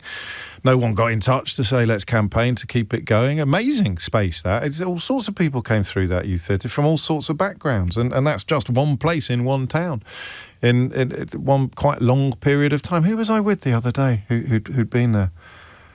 Oh, for full disclosure, someone came in to do full disclosure, and they'd been at youth theatre before me. Was it John Coleshaw? I think it might have been John Coleshaw. Krishnan Gurumurthy did it as well. The same youth theatre, not at the same time. One of the lads out of, not Little Britain, the other one, the League of Gentlemen, one of them, Steve Pemberton, I think. There was a picture of him. And extraordinary. And they went on to be actors. The point I'm making is the opposite. Everybody got so much out of it. And you look back and think, I wouldn't be able to do that now. How different would your life be if you hadn't had access to these places? You never know. It's pure Robert Frost, isn't it? Two roads diverged in a wood, and I took the one less travelled by. Where would it be if you'd not had those moments to break out of your own little hermetically sealed socio-economic chamber and get to know lots of other people? That's on a meta scale. On a micro scale, how different would your life have been if you'd never got to know your neighbours? If Robert Frost is a bit too erudite for you, think of it as a sliding doors moment, if you prefer your Gwyneth Paltrows to your Robert Frosts. It's extraordinary to think, and that might be part of the reason why we didn't resist it more, because we didn't really know what we were losing. 11:45 is the time. James O'Brien on LBC. It is 11:48, and you are listening to James O'Brien on LBC. I wonder... Yeah, I wonder if you could do it. Would everyone just laugh at you if you just tried to build a political or an element of a political movement based on third spaces, as they're called, bringing things? Well, New Labour did it, didn't they, with Sure Start and other things, and then the Tories got in, or the coalition got in 2010, and some of the damage that they've done has gone, I think, largely unremarked. How many youth centres do you think have closed since 2010 in England and Wales? This research is from June of last year. My thanks to River on Blue Sky for sending me a couple of fascinating articles. I do it if you want to do it either in terms of numbers or in terms of percentages, like the proportion of council-run youth centres that in England and Wales, I haven't got the numbers for Scotland or Northern Ireland, that have closed since austerity started in 2010. Why have we not talked about this more? Even when Starmer gave that hideous Islands of Strangers speech, talking about why we don't have the things that used to break down barriers or enhance connectivity and community and cohesion in societies. I'll tell you, I won't do a hook and tease on this in case you're going to be busy later and you'll miss the numbers because I want you to have them. 2/3 of council-run youth centres in England and Wales since 2010 have shut down. It's not just the facilities, of course, it's the specialist workers who ran them. And there's some research here from Unison, the Public Services Union, explaining that the young people left, if you like, abandoned or put at risk of isolation. They're more likely to get swept into gang or knife culture, and they're more likely to take part in antisocial activities on the streets, which makes the community even less cohesive. And if they're much, much older, 20 years down the line, they become the people that are most likely to go out and try to set fire to hotels full of people. So that's 2/3 in proportion or percentage terms. In total terms, in terms of numbers, it's over 1,000. So since David Cameron became Prime Minister in 2010, over 1,000 youth centres have closed. And we wonder why we feel more atomised and fragmented than ever before. 11:51 is the time. Chris is in Macclesfield. Chris, what made you pick up the phone? It's because it feels like not many people are talking about what I feel is one of the oldest child or youth services, like youth centre, the Boy Scouts and the Girl Guides. There it is. And the Beavers. Yeah. Don't forget the Beavers. Well, I was going to say, I actually started right at the bottom. Bearing in mind I'm 31 now, so this is going back like 15, 16, 17 years ago. But the huts that I originally went to is still standing, and they're still in there every week. I remember at 7:30 every Wednesday night, 7:30 till 9, both myself and my brother, whilst he was in the age bracket for it, we were both there every Wednesday night playing games, learning new crafts, learning new things. Had leaders that were there. Meeting new people. Well, exactly. Yeah, not necessarily people I went to school with, but it was people from the whole town that I was from, literally from the outskirts right to the centre of town. Everyone was there. My partner's niece, she's just gone from either brownies up to rainbows or rainbows up to brownies. I don't know which order it is because I didn't do that one. But she's just been on her first trip for a weekend. She's come back. She's absolutely shattered. She loves it and she can't wait for the next one. It's not. I'm just trying to work out why this is a conversation that simultaneously feels essential and not unpopular, but not popular. Do you see what I mean? I don't know what word to use. It's not. So I mean, it's not juicy. The thing that I'm thinking of with it is you haven't got many people to run it because unfortunately, not many people these days will do something for free. All the leaders that run Scouts, Guides, Brownies and everything like that, they are all volunteering. And I actually went through it myself. Like I said, I went from Cubs, Beavers, Scouts. I went into Explorers. And being in Scouting actually helped me find one of my first jobs when I moved away to be an activity instructor. Because I loved what we were doing on the trips. So I went away, did that. As soon as I moved back home, I went straight back to my old scout group and I said, yeah, I'm back now for a couple of months. Can I help out? And they said, yeah, no problem at all. Sign on this dotted line. We'll get you helping out. Isn't it? It's chicken and egg, though. Is it? I mean, because if we're talking about community spirit, then you're more likely to volunteer. The more community spirit there is, the more likely people are to volunteer in the community. Well, potentially, but it's where I go back to not many people want to do things for free these days. Everybody wants to monetise things. I mean, I'm surprised we don't have to pay for fresh air, but that's a completely different story. Well, they'll privatise it if they can. I do feel like people expect to be paid, even if it's a small amount, for doing everything. Also, there's a sort of, there's a political ideology abroad that you're an idiot if you do anything for nothing. You sort of think of the way that Donald Trump, who has his admirers in this country, not many, I grant you, but he has some very noisy admirers in this country. He seems to think that people who serve in the military are kind of idiots for prioritising other people over their own self-advancement. And I don't know, I hope you're wrong. I'm now going to get bombarded by people who tell me that they are indeed volunteers, but it doesn't disprove the overall theory. What's interesting about the Scouts, Chris, and I don't know if you knew this, is they've actually had a pretty good couple of years. They had an absolutely disastrous 2021. They came out the back of lockdown, suffering the worst membership slump since the Second World War, but they've been on a bit of an uptick since then. So that must mean that the volunteers are turning up as well as the little Scouts. I have noticed that because I've been tempted to go back because I've since moved to town to be with my partner now, and I have been looking at the local club and scout groups to see if I can go and help out once I finish my day job. But it's some of the skills. I still think back to some of them these days, doing like the knot tying, fire making, how to build a tent, what cover to look for. Some of those skills I would not know properly to this day, or think back to this day, if someone hadn't have given up some of their free time, volunteered to come and help out. And it's what inspired me to go and help out. And you will have inspired others, and there it is. They're both you've got the chicken and egg on the one hand, and then the domino effect on the other. 2 cliches for the price of one on this programme today. Thank you, Chris. Sully says, people laugh at me because my answer to almost every problem in modern life is Sure Start. One of its major strengths was just being somewhere where people could talk to each other, not necessarily even the practitioners, but the other mums tearing their hair out. I had a peripatetic job, so when I was exhausted and thirsty, I knew there was somewhere I could just drop in to experience that communal hug, and a very unjudgmental spaces Sure Starts as well. There was some justification of their closure on the grounds that lots of middle-class mums used them and that they didn't really need the community support, but that's such a bleak analysis of humanity. Whether it was even statistically true or not doesn't matter, does it? The idea that you don't need community cohesion or community enhancement or community enhancing initiatives if you're better off is absurd. That's exactly how we become distinct and separate from each other. Parkrun's probably quite middle class, isn't it? I'd have thought. I don't know. Is that am I going to get into trouble for that? I don't know. Well, anyway, anything that gets people to do things together is a win. Michael is in Eltham. Michael, what would you like to say? Hi, it's Loughton. But anyway, thanks for having me, James. You're very welcome, even if it is Loughton. I was trying to up my Eltham quotient. I'm down on Eltham for this week, but you carry on. I'm coming at this from a different angle.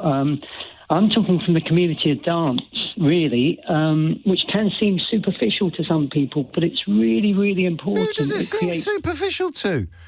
I don't know, but it's fit. Yeah, exactly. It's fitness. It's energy. It's talent that you see, and it's joining a different. Where can you do it? How does it support itself? And I'm sorry to be boring, but how easy would it be, for example, for you to set up a group, a community dance group in Loughton or Eltham or wherever you were? Well, no, I mean, actually, what I'm talking about is a salsa community. I'm talking about London and around Britain. But how easy is it to, like, the venues available? Is it easier or harder than it was 10 years ago? Does it need volunteers, or do people make a living out of it? Do you see what I mean? I'm just wondering. Yeah, it's much harder, and people do make a living out of it. Why is it harder? Look, it's the venues. The venues in London are all closing down. There was a massive one just by Temple Station, Salsa Temple, that closed just recently. TfL is TfL land. They wanted it back. It's all about the property prices that create, So they have to own it. So this takes us back to Hugo in Birmingham and selling stuff off, often in very, unproductive and unprofitable ways, because your average, presumably the average person in charge of that department at the council is not quite as beady-eyed and effective at their job as the average private sector property developer. And that's a social change, Michael. I haven't got the coordination for salsa, and I'm one of those people that even music teachers give up on when they say everyone can learn to sing, and then I sing and they say, well, maybe not quite everyone. I'd be the same with salsa. But that the reason I was pushing you towards the uniting theme of third spaces, the first thing you need is literally the space, and then you need the people. If you haven't got the space, it doesn't matter how many people you've got. And that's a social change. I haven't mentioned it for a couple of shows, so I'll mention it again now. The Nye Bevan play at the National, starring Michael Sheen. It's easy to remember the name. It's called Nye.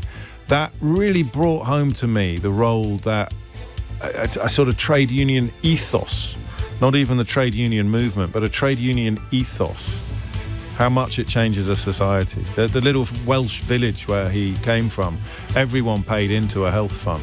And the health fund was available to the people who didn't pay into it, which would most obviously be the wives and children, or the out-of-work miners. And that simple philosophical principle is absolutely intrinsic to community, and it feels like something the average person growing up in this country today might not even recognise. James O'Brien on LBC. It is 3 minutes after 12, and you are listening to James O'Brien on LBC. Thank you for that. It's a funny one, isn't it? It's a touch. There's a danger of the North Norfolk digitals creeping into our contemplations on kind of topics like the one we did in the last hour. But my job, of course, is to ensure that doesn't happen. I don't always succeed. I think we can both agree about that. But there's something huge there. It feels like one of those things we stumble into and return to again and again and again. Again, my job is to find ways of returning to it again and again and again that are neither repetitious nor dull. But my goodness me, considering how many times I've quoted that Alexei Sayle joke about austerity being a response to the fact that there were too many libraries in Wolverhampton, you'd have thought we'd have clocked a little bit sooner. And considering how much time is dedicated to talking about division in our society and fracturing in our society, you'd have thought we'd have clocked a little bit sooner how the engines of cohesion, the engines of community, being closed down at a rate of knots over the course of the last 15 years would have, and probably beyond as well, would have probably contributed to some of the problems that we discuss every day. I guess it's just at the moment we're living in a media environment where it's a lot more productive and even perhaps profitable to stand up and shout, it's all the fault of immigrants, rather than standing up to work out what the real reasons for problems may be. So there we are. 5 minutes after 12 is the time. I find this subject absolutely fascinating, okay, on a number of levels. And it is the first conversation in a long time that we've had inspired by Donald Trump, the President of the United States of America. We're not veering into some of the more unpleasant questions that he poses. For example, how can a man who claims to be his very good friend insist that he's also a great protector of women in the context of criminality? It's much simpler stuff than that. In fact, I'll show you exactly what it is. Well, I say two things to Europe. Stop the windmills. You're ruining your countries. I really mean it. It's so sad. You fly over and you see these windmills all over the place, ruining your beautiful fields and valleys and killing your birds. And if they're stuck in the ocean, ruining your oceans. He's a little bit obsessed with them, isn't he? And I don't think it's enough to point out that he is very much in thrall to or in the pocket of fossil fuel companies. There's a real personal animosity to the windmill, which we touched on in the past on this programme. I posted something very pretentious, either last night or this morning. I think it was last night, in response to an observation by the Financial Times journalist Stephen Bush, whose work should be required reading, should be on the curriculum. He says, I will never understand how a minority of people have decided that wind farms, significantly prettier than pylons, coal power plants, nuclear power plants, and almost certainly fusion power plants, are ugly. In terms of energy generation, what else are you hoping for that is better? I'd never thought of it like that. I happen to quite like most of the things that he's listed for reasons that I will sound even more pretentious about in approximately 3 minutes' time. But it occurred to me as I read that, and I'd never thought this before, that when Brunel was building his bridges, or they decided to put a whopping great viaduct across the middle of Stockport, would there have been local opposition to that on the grounds that it was going to spoil the view? And I wondered whether that was the case. I think I wrote, you have to presume that Brunel and co. cheesed off a lot of their contemporaries with their bridges, etc. And a couple of clever responses, including one pointing out from Jacek, there's a whole genre of art dedicated to criticism of the Industrial Revolution. The idea that building factories and mills and whopping great chimneys would... Half of Turner's oeuvre was about changes caused by industrial progress. I love this. I love this as a topic because I love the windmills. What way into it will we go? How are we going to do it? I mean, the mystery of how people can be opposed to them when Stephen Bush's point is so obviously true. What would you rather have outside your bedroom window? What would you rather have within your view? A coal-fired power station or a windmill? A wind turbine? Yeah, exactly. And the question of where the opposition comes from. Do you remember when we were talking about HS2 and we hadn't properly clocked just what a problem NIMBYism is for us? The main reason why HS2 ended up costing so much more than it was supposed to was because of the amount of tunnels that they had to build in order to avoid upsetting people whose views were going to be affected. Not people who were going to lose their homes. They were very, very lavishly recompensed in most cases. Well, not lavishly, but they were satisfactorily recompensed in most cases. And it was the views. It was spoiling the views that was the big driver for putting the rails underground, and that cost was what essentially did for HS2 in its original inception. I want to know, well, I can't do a phone on whether or not you like them, can I? Wind turbines, they're not windmills, they don't mill anything. It's Donald Trump called them windmills, it doesn't mean that we have to. I really, really like them. And the reason why I really, really like them is actually nothing to do with energy production. I also really like bridges and cranes. I like things that speak to humanity's successful harnessing of nature. I should really have been an early adopter for sustainable energy, but I wasn't clever enough to join the dots. I like the aesthetic. I like the way that they look, but psychologically, what I really like about them is the way that they say to me and to you, look, we can actually put nature to work for us. Rather than, so you think about the conversations we were having earlier in the week, yesterday, about wildfires and floods, and nature has us in the palm of her hand. We are like twigs being caught up in wind or river and tossed around and having absolutely no say. Whereas nature she can do whatever she wants with us. But every now and then, humanity finds ways of not just evading nature's power, but embracing it, enhancing it. And for me, a wind turbine I know this sounds weird. I know that I just said I need to be careful not to go North Norfolk digital, but I think they're beautiful. I absolutely love them. And I love the offshore ones as well. I think they're magnificent. They make me think of Brunel's engineering, or they make me think of more historic moments where humanity has successfully either tamed nature, like a bridge isn't harnessing nature, a bridge is taming nature. So here are two places that human beings can't get from easily, from one to the other. And then you build a bridge and you can. Canals are fantastic. Canals are just magnificent feats of human engineering. There's an irony in a canal, in that just as it reached a point where they were becoming supremely effective, along comes trains and combustion engines to render them largely redundant. But think about a canal. Think about a canal. Think about a series of locks. There's a couple of places in the Midlands where locks in immediate adjacency to each other can take a boat upstairs. The idea that human beings managed to overcome hills with water, they managed to make water effectively flow uphill. You see that as a harnessing of nature. It's both a harnessing and a refusal to be cowed by it. So if a bridge is the ultimate example of human beings overcoming nature, and the wind turbine is the ultimate example of human beings harnessing nature, then the canal sits exactly in the middle of the two. It's 50% harnessing and 50% overcoming. It's harnessing because you're using the water to move stuff, and it's overcoming because you're still managing to get the boats up and down hills. So one of my odder phone-in topics, this, I grant you, but I want to know whether or not you agree that in centuries to come, or let's not say centuries, because technology is a funny old thing, and if we'd had a phone-in about canals 100 years ago, we'd have been overtaken by reality almost by tea time.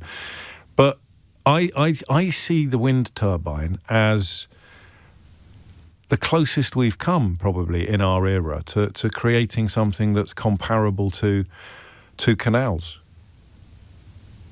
Do you agree? Is the first question. 0345 6060 973. The second question is the one prompted by Stephen Bush of the Financial Times, because the more you think about it, the more irresistible his point becomes. I will never not understand how a minority of people have decided that wind farms are ugly. And then you think about what the alternatives are. You could have an oil refinery at the bottom of your road. You could have an oil refinery springing up in the middle of your view. I actually also, just to be really weird and contrary, I quite like the... well, you know I do, because we had James Graham on the show talking about those whopping great chimneys just outside Doncaster, and I think they're absolutely beautiful as well. There's a train station. You go up that line, you practically go under them. It's so and they are just magnificent. It's another example of man overcoming nature but not harnessing it in the way that a wind turbine does, because a wind turbine doesn't involve loads of filthy black smoke being belched out into the atmosphere. So what are the alternatives? You could have an oil refinery. What would you rather have? Okay, go to your window now. Don't do this if you're driving. Go to the window now. Look out of the window. Or think of your favourite view and tell me what you'd rather have in it now. An oil refinery, 100 electricity pylons, a nuclear power plant like the one Homer Simpson works in, just to give you points of cultural reference, or some other sort of power, a coal-fired power station, or whatever a fusion power plant turns out to look like if they ever get around to building one. So even leaving aside conversations or arguments about energy production or energy generation, how could anybody say, oh, no, I'd rather have an oil refinery? So Trump did that. He said to Starmer, you should go and get the oil out of the sea off Dundee, out of the North Sea off Dundee. So he's slagging off wind turbines while encouraging us to get more oil out of the North Sea and burn it. It's quite insane, isn't it? If you stop for 30 seconds to think about it, it's quite insane. But it's not unique. The two things, Trump's opposition to them for really weird and not entirely comprehensible grounds, but also this notion, this narrative that's out there that things could be better, that things are less ugly than wind turbines. There are two epic absurdities here. And I'm just wondering how it happened. Do you think it's as simple as Kyoto, that play I told you about? Do you think that somehow, if you've got your right Tufton Street people on side and a few client journalists, you can actually create a backlash against wind turbines because they're going to be bad for business for the fossil fuel lobby? Or is there something more subtle going on, something more psychological going on? 0345 6060 973.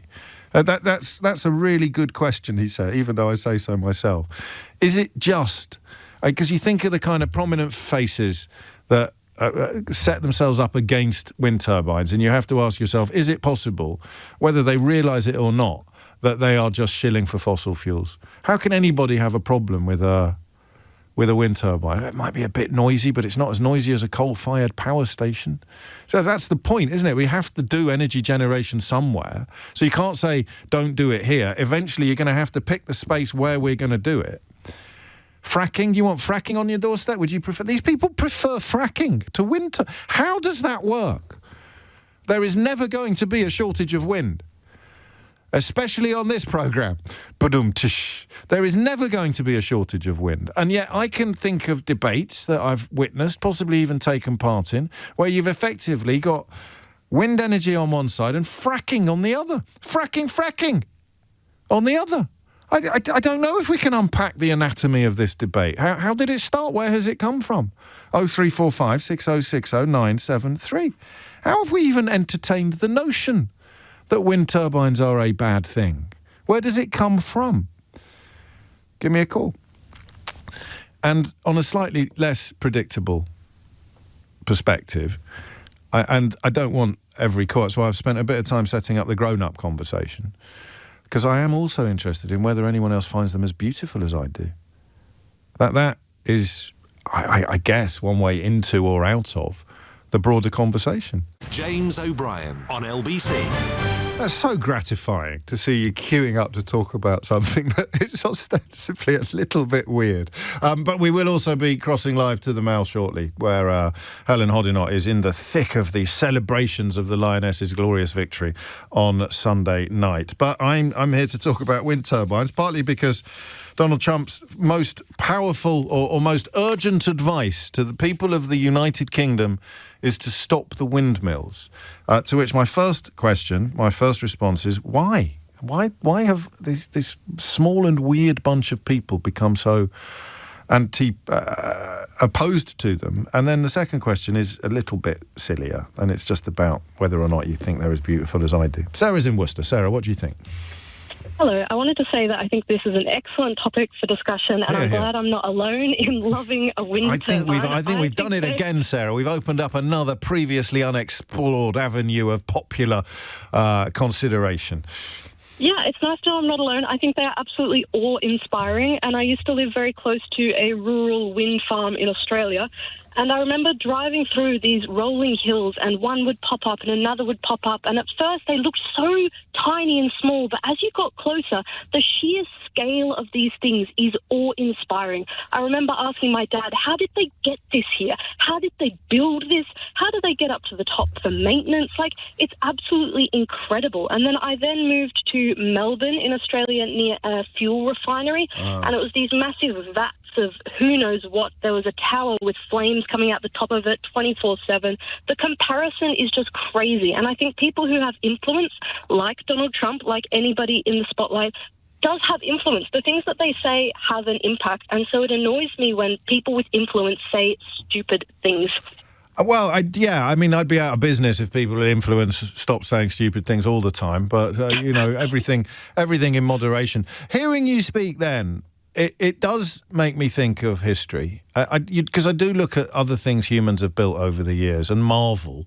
And I marvel often at how they did it without the technology that we have today. So if you see like Ely Cathedral or Worcester Cathedral, just to keep it close to home for you, you see a magnificent cathedral and think, how the hell did they build that without all the kit and caboodle that we've got today? But I love the fact you had that reaction to something that was built in your own lifetime. You're staring at something built in your own lifetime and you are awed, A-W-E-D. You're genuinely awed by it. I am awed, but I think you're right. I think it is these things that inspire awe in us, are things that are from history and things that are built, like the pyramids, like, oh my gosh, how did they do that? But even mills, like we have used water mills, we have used windmills. For a long time, you have historic mills. So I think it's these things, like you spoke about bridges. It's like, oh my goodness, like, how did they do that? These things that are timeless, they serve timeless needs, and they work with nature, which is hopefully timeless. And so I think that's the element that is really... And no one's funding us. No one's funding us. So maybe that's why the conversation is so skewed. There's no sort of secretly funded lobby group working on the part of nature, trying to infiltrate news coverage, trying to sort of sign up client journalists or get an editorial in the Daily Mail about how lovely stuff is. It's always going to be negative. And I wonder if it is that simple when we try and work out where the negativity comes from. Is it whether they realise it or not? That's a crucial point, actually, when it comes to gaslighting or radicalisation or whatever you want to call it. But whether they realise it or not, they are simply doing what they have been programmed to do by the fossil fuel lobby. Or is there something fairer going on? I mean, if you've had experiences like Sarah's and you've arrived at the opposite conclusion, I don't want to be glib, but you really loved living near that whopping great power plant where they were belching flames into the atmosphere 24 hours a day, 7 days a week, and then you moved next door to a wind turbine and it was the worst mistake you've ever made in your life. I'm obviously exaggerating, but there must be a counterpoint to this. Or is it just the case that the people who hate the wind turbines are doing it solely because they love the fossil fuels? It's 25 minutes after 12. You're listening to James O'Brien Yesterday. 5 minutes or so till we cross to the Mall. I've just got some breaking news for you. Essex Police have just said that 14 people have now been charged with offences following disorder at protests outside the hotel in Epping that is housing asylum seekers. It was 12 at close of play yesterday, so those figures are going up. I have no word yet on whether Suella Braverman has noticed, because, of course, the last time she was asked, she claimed she had no idea that there'd been any arrest whatsoever and that the whole thing had unfolded peacefully. We're up to 14 charges now, not just arrests, but charges. I'll keep you up to date on that. But we're returning to the wind farms question. Steve is in Powys. Steve, what would you like to say? Hello. Well, first I'm going to deprogram you a little bit. You accepted what Mr. Trump said about, or what the lobby says about them being noisy. They're not noisy. I didn't say they were noisy. You did. When? Well, we listen back to the tape. Oh, well, I can do that. I don't need a tape. I've got the LBC app, mate. It's all about the app these days. Okay, well, that was... well, go on. Yeah, well, I work in the industry. I have done for a long time. UK and Ireland mostly, but across Europe and a little bit elsewhere in the world. Onshore, offshore, Scottish mountains in the snow, I'm sailing off the top of them, that sort of thing. And I've stood at the bottom of one with a noise meter to demonstrate to a protester that the noise you make rubbing your hand down your anorak jacket in decibels is about the same as 2.5 megawatt turbine at full power. Really? That wasn't always the case, I don't think. No, the early ones were noisy things, but it's like the early aeroplanes were wood and cloth biplanes, and now we've got supersonic jet fighters. Technology advances. I'm stood talking to you. You can probably hear some noise in the background at a synchronising plant, which is being built as part of the transition from fossil to wind. The quarter of a 236 gigawatt power plant here. We're building a capacitor that will allow the grid to stabilise when wind is up and demand is down, and the other way around. That's what's happening right now. I didn't understand all of that. No, well, one of the problems the anti-lobby goes with, when it's not windy, you don't have energy, which is obviously true. Yes. But we're building capacitance system so that we will have battery storage, we'll have liquefied air storage, we'll have other forms of storage. Do you despair at the discourse? Do you despair at the discourse? Because if you imagine it's the year, 1920, and some guy says, these cars, they're just a fad, I'm going to stick with my horse and buggy. Yeah. Okay, mate, yeah, you crack on. 20 years later, he may still have his horse and buggy, but everyone else has got cars, and there's an infrastructure around them, like metal roads and fuel stations, that sort of thing. Well, that's what I mean. That's exactly what I mean by despair, because is it so blindingly obvious to you that this is the future? I'm literally standing on part of the engineering progress from fossil to transitional to renewables. I'm looking at it happening. I'm on the site right now. I'm being paid to be here. Where do you think the opposition comes from? And I've obviously touched on some of the obvious answers, but could it be that is where it all comes from? I think that things like they're noisy, they kill birds, which is not true, by the way. Since when does he care about birds? He doesn't even care about people. Well, no, obviously not. But cats and dogs he cares about, but only when non-existent people are eating them. It ties into some of your other subjects this week. The things that are fed out, like they're noisy, they kill birds, they're bad for you, they don't make electricity, whatever, they give you epilepsy, all that nonsense. None of it is true, but it comes out in little snippets that people get off their feeds, and they don't question them. And what is it appealing to in me? Fear of change? I honestly don't know. No, I'm not sure I do either. I worked for Renewables UK for a bit. They're sort of liaison committee to the protesters and the antis. Right. And I've stood on wind farms with the Royal Society for the Protection of Birds and various other groups that were against these things, and just stood there with a noise meter and said, "Look, it's not noisy. Rub your hand down your coat. Oh yeah, it's 38 decibels, that sort of thing." And it fades away. Every single one. When you put a light on it, it goes away. But most people don't see the light put on it. They think they give you epilepsy. They think they don't make electricity. I've not heard that one before, but I get it. Like a sort of form of strobing, would it be? Is that the claim? It's one of those ones what about the slightly weirder element of this phone? Do you think they're beautiful? I do. I love them. I've got so many selfies of me like standing on the top of a Scottish mountaintop in the snow on a wind turbine, roped on and smiling, or people looking down at me as I abseil down the damn thing on the outside because I was the safety lead and I wanted to demonstrate that the kit works. Not so many when I worked into energy from waste. There's not so many selfies of me in a different part of renewables standing next to 7,000 tonnes of rubbish. No, well, that's a really good point as well. And I got this from Jim. Imagine there's a few acres of land at the back of your house, say 400 metres away, and they want to put up 10 wind turbines. Do you really think they would be so beautiful then? There's two things. They're not going to go up in heavily built-up areas. But secondly, if they're as quiet as you say they are, I'd be absolutely delighted, I think. Yeah, no problem. I love them. Genuinely, I think they're aesthetically pleasing. Well, that's a matter of opinion. Yes, that's a very good point. I don't know if I'm still on air, but one of the protester groups that I was engaged by my firm to discuss with. So I was head of safety for the firm, amongst other things. So the protester group down on in Kent somewhere, I forget the exact town, but it was within sight of Dungeness Nuclear Power Station, so it may have been the next county along. And the protester group turned out to be just 4 or 5 people who'd been holding this thing up for 5 years. Yeah. And the main objection they had was, we think they're ugly. And I looked out of this guy's front window. We were in a house. There were so few protesters, someone's front room. And my boss said, "Well, you've got Dungeness Nuclear Power Station out your window. Like, literally the ugliest building from 1,000 miles in any direction." He goes, "Oh, well, we've got used to that." Oh, that's perfect. I suspect that's not the only time you've told that story, Steve. You told it trippingly. Amelia Cox is here with your headlines. James O'Brien on LBC. It is 12:34. You're listening to James O'Brien on LBC. This is just delightful, Claire. Thank you. So I got this message at the top. And tell me that your curiosity wouldn't be piqued by a message like this.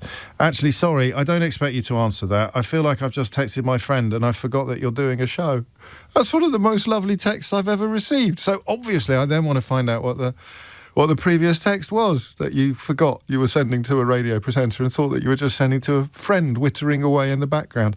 Sorry, James, but what was the name of that scientist who wrote the book in praise of nuclear energy? And I will tell you, but not until we've spoken to Helen Hodinott, who is on the Mall, where the Lionesses are celebrating their victory in circumstances that I think, Helen, we can fairly describe as euphoric.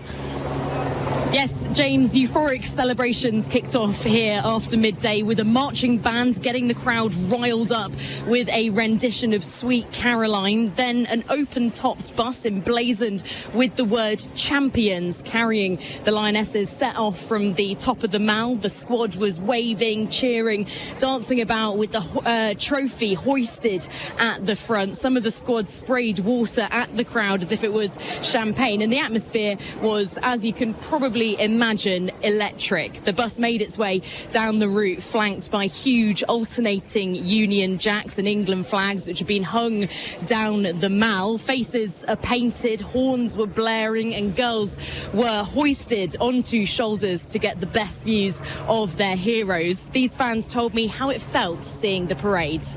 Absolutely brilliant. It was really good. I saw Chloe Gallagher. So cool. We saw all the players. It was really fun. Oh, they were raving, weren't they? It was like they were having a good old party. Waving their flags and stuff. Showing the trophy as well. Yeah. It was so good. Just seeing all the players and stuff. Yeah, it was just amazing. Lots of glasses and lots of cheering. Yeah, I just wanted to be a part of it. It's such an amazing moment. So just great vibes all round. The homecoming ceremony is now being staged in front of Buckingham Palace at the Queen Victoria Memorial. That'll run until about 1 o'clock, and it's thought that about 50,000 fans have gathered here today, which dwarfs the turnout for the 2022 celebrations. They did take place in the much more confined Trafalgar Square, though. But the dedication of fans here today, James, they started actually arriving at 5 a.m. to get the most coveted spots along the railings. Helen, thank you. Forgive me if you've already answered this question. I was getting a bit caught up in all the high spirits. But you mentioned girls being hoisted onto shoulders. Is there an observable gender breakdown in the people that have gathered to celebrate?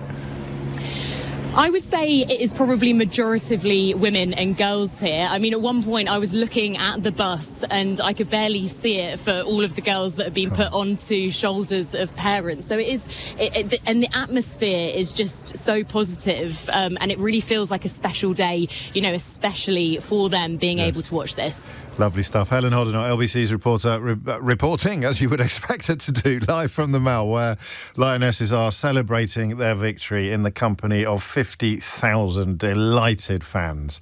Amazing scenes, actually. I've got screens in the studio, obviously, and they're really going for it. It's the turn of the coach, Serena, to share her thoughts from the stage as well. Her CV's beginning to look like something that was concocted in a laboratory. And speaking of science, back to the conversation. You see what I did there? Back to the conversation about wind turbines. And, well, there's two things, really. There's the political and the personal. So the political is, why have some people got such a problem with them? Up to and including the President of the United States of America. On what possible planet would you rather either look at or absorb the consequences of an oil refinery over a wind farm? It just, for me at least, beggars belief. And then on part two, to go even further, you wonder whether you're alone in finding them beautiful. It turns out that I'm not. Matt is, on Hadrian's Wall, it says here. Matt, what would you like to say? James, long-time listener, first-time caller, and how to follow the euphoria of Helen there. You're doing well. You're doing a pretty good job, mate. I'm not going to lie. She describes her atmosphere as being electric, and how wonderful that looking in the distance I can see some turbines. And what a way forward it is. I'm a captain out on the North Sea, and I take technicians out to the offshore wind farms. And looking at the future. I've been selected to captain a boat that gets transferred where its engines are being taken out and being replaced with 10 tons of batteries. Really? And for the first in the world. And it would be an absolute honour to captain this in terms of a pioneering way forward and electrifying what is usually a reliance on the combustion engine. And again, as with all the people that I would describe as experts, or the people very closely associated with the industry and with the business of wind, as it were, you sound as if it's an absolute no-brainer. You're going to be even more baffled than I am by elements of public discourse that treat it as if it's controversial. Well, you've got the President of the United States saying, stop the windmills. It's bonkers, right? Well, it's good. Where is the future? Where is the future? We have to advance. When you look at electric cars, just take it back a bit. Look at the electric drill. Look at the cordless hedge trimmer and all the things that once used power now being taken out and being replaced with battery power, where the batteries are getting smaller and more longer lasting. Everything's moving. All the direction is positive. Do you like the look of them as well? Do you find them handsome? I tell you, I look out on this horizon and I've got a beautiful landscape in front of me next to Hadrian's Wall here. And it just baffles me how people can't look at a windmill. And next to Hadrian's Wall, you've got a 2,000-year-old wall. Yeah. As a symbol of, mankind's ability and determination to keep out a civilization almost. Yes. And just behind it, you look at these bastions and symbols of mankind's ingenuity to move forward. Yeah. Have you ever done any professional sports commentary? I have not, but I'll tell you what else, James. I live on a narrowboat, and when I'm going up locks, it baffles me just as much the same. They're magical, aren't they? I absolutely love that. Because a lot of people have picked up on this. So David says, this guy's great. He sounds like a football commentator. Jay says, this guy is awesome. This is like football commentary for windmills. Bruce says, bloody hell, someone's had too many Smarties. This guy's enthusiasm is bursting through my speakers. I've never known wind to sound so exciting. Final question, where do you think the negativity comes from? Is any of it authentic, or is it all manufactured? When you look at the tobacco industry and the fact that how many companies were paid, it's all right, tobacco's not too bad. Yeah, you're right. And they could even be shifting towards the vaping, it's all right, you can get away with it, it's cool to do this. And I think the same when you look at the lobbying groups there of the oil. Trump's just... it's just so simple. How many backhanders has he got? I don't know that he's had any backhanders, and of course it would be remiss of us to suggest that he has. But the idea that the motivation of the anti-wind turbine lobby is anything other than actual determination to protect the fossil fuel lobby seems increasingly hard to resist. Beautiful call in every possible way, Matt. Thank you. And I love the fact that he's at Hadrian's Wall, because it would be tempting, wouldn't it, to think that if you're in a place of historic natural beauty, then a wind turbine is an aberration. The way that Matt described, you don't have to agree with him. I obviously fully respect the fact that you may not, but he is there describing what he can see. And that's exactly what I was trying to describe at the top of the show, how it is the latest iteration or the latest incarnation of man's dominion over nature. Like a wall, the original dominion over nature would have been a wall. The first thing that man could do to refuse to be ruled by nature would be to build a wall. It would keep wild beasts out of his area, out of where he was. So you start with a wall. I'm not suggesting that the Hadrian's Wall was built to keep wild beasts out of anywhere, but I'm talking about walls. And then now you've got wind turbines harnessing nature, actually saying we're having it. We love it. 12:43 is the time. It's always helpful when the producer writes on your screen, what are you talking about again? And it is perhaps a timely moment to remind you, we're talking about man overcoming nature, and how, on this occasion, Hadrian's Wall, widely considered one of the most beautiful vistas in these islands, improved for at least one observer by the presence of a wind turbine. Also, a little bit of a TED talk on the importance of walls through history, which I'm sure everybody else was very, very appreciative of. Benjamin is in King's Lynn, which isn't that far, of course, from Swaffham, Benjamin, which is where I had the great privilege of actually going up a wind turbine. What made you pick up the phone? Last time that we spoke about the the Great River Ouse and sort of my sort of eyes on how things are going in the local area in terms of nature and preservation of water. But I can tell you that even back as far as about 17 years ago, I was 15 years old, and I went to a local planning meeting regarding a wind turbine erection. And I was basically the only person in there, apart from one other and a rep from E.ON, I believe it was. How old were you at the time? Turbine. 15. You were a very early adopter then. Oh, very much so. I've always seen there's always been this need for progression within me. Okay. And I've always thought to myself that realistically, if you're talking about something that's going to be long-term, it's going to be beneficial for everyone, it's going to generate, cheaper electricity, I don't see any negatives with that. And, I mean, even when I went on to work at DEFRA, just being able to go, oh, okay, this is how they actually look out for bird flight patterns, how they do all the monitoring. They spend years actually making sure that birds aren't going to be affected, microwave transmissions aren't going to be affected, so that people can still use the old-style electrical meters, all that sort of stuff. So you've got some, because of course the technology, and you'll know more about this than I do, has improved enormously over the years. So some of some objections were relevant once, but they're not relevant anymore. Yeah, I would definitely agree with that.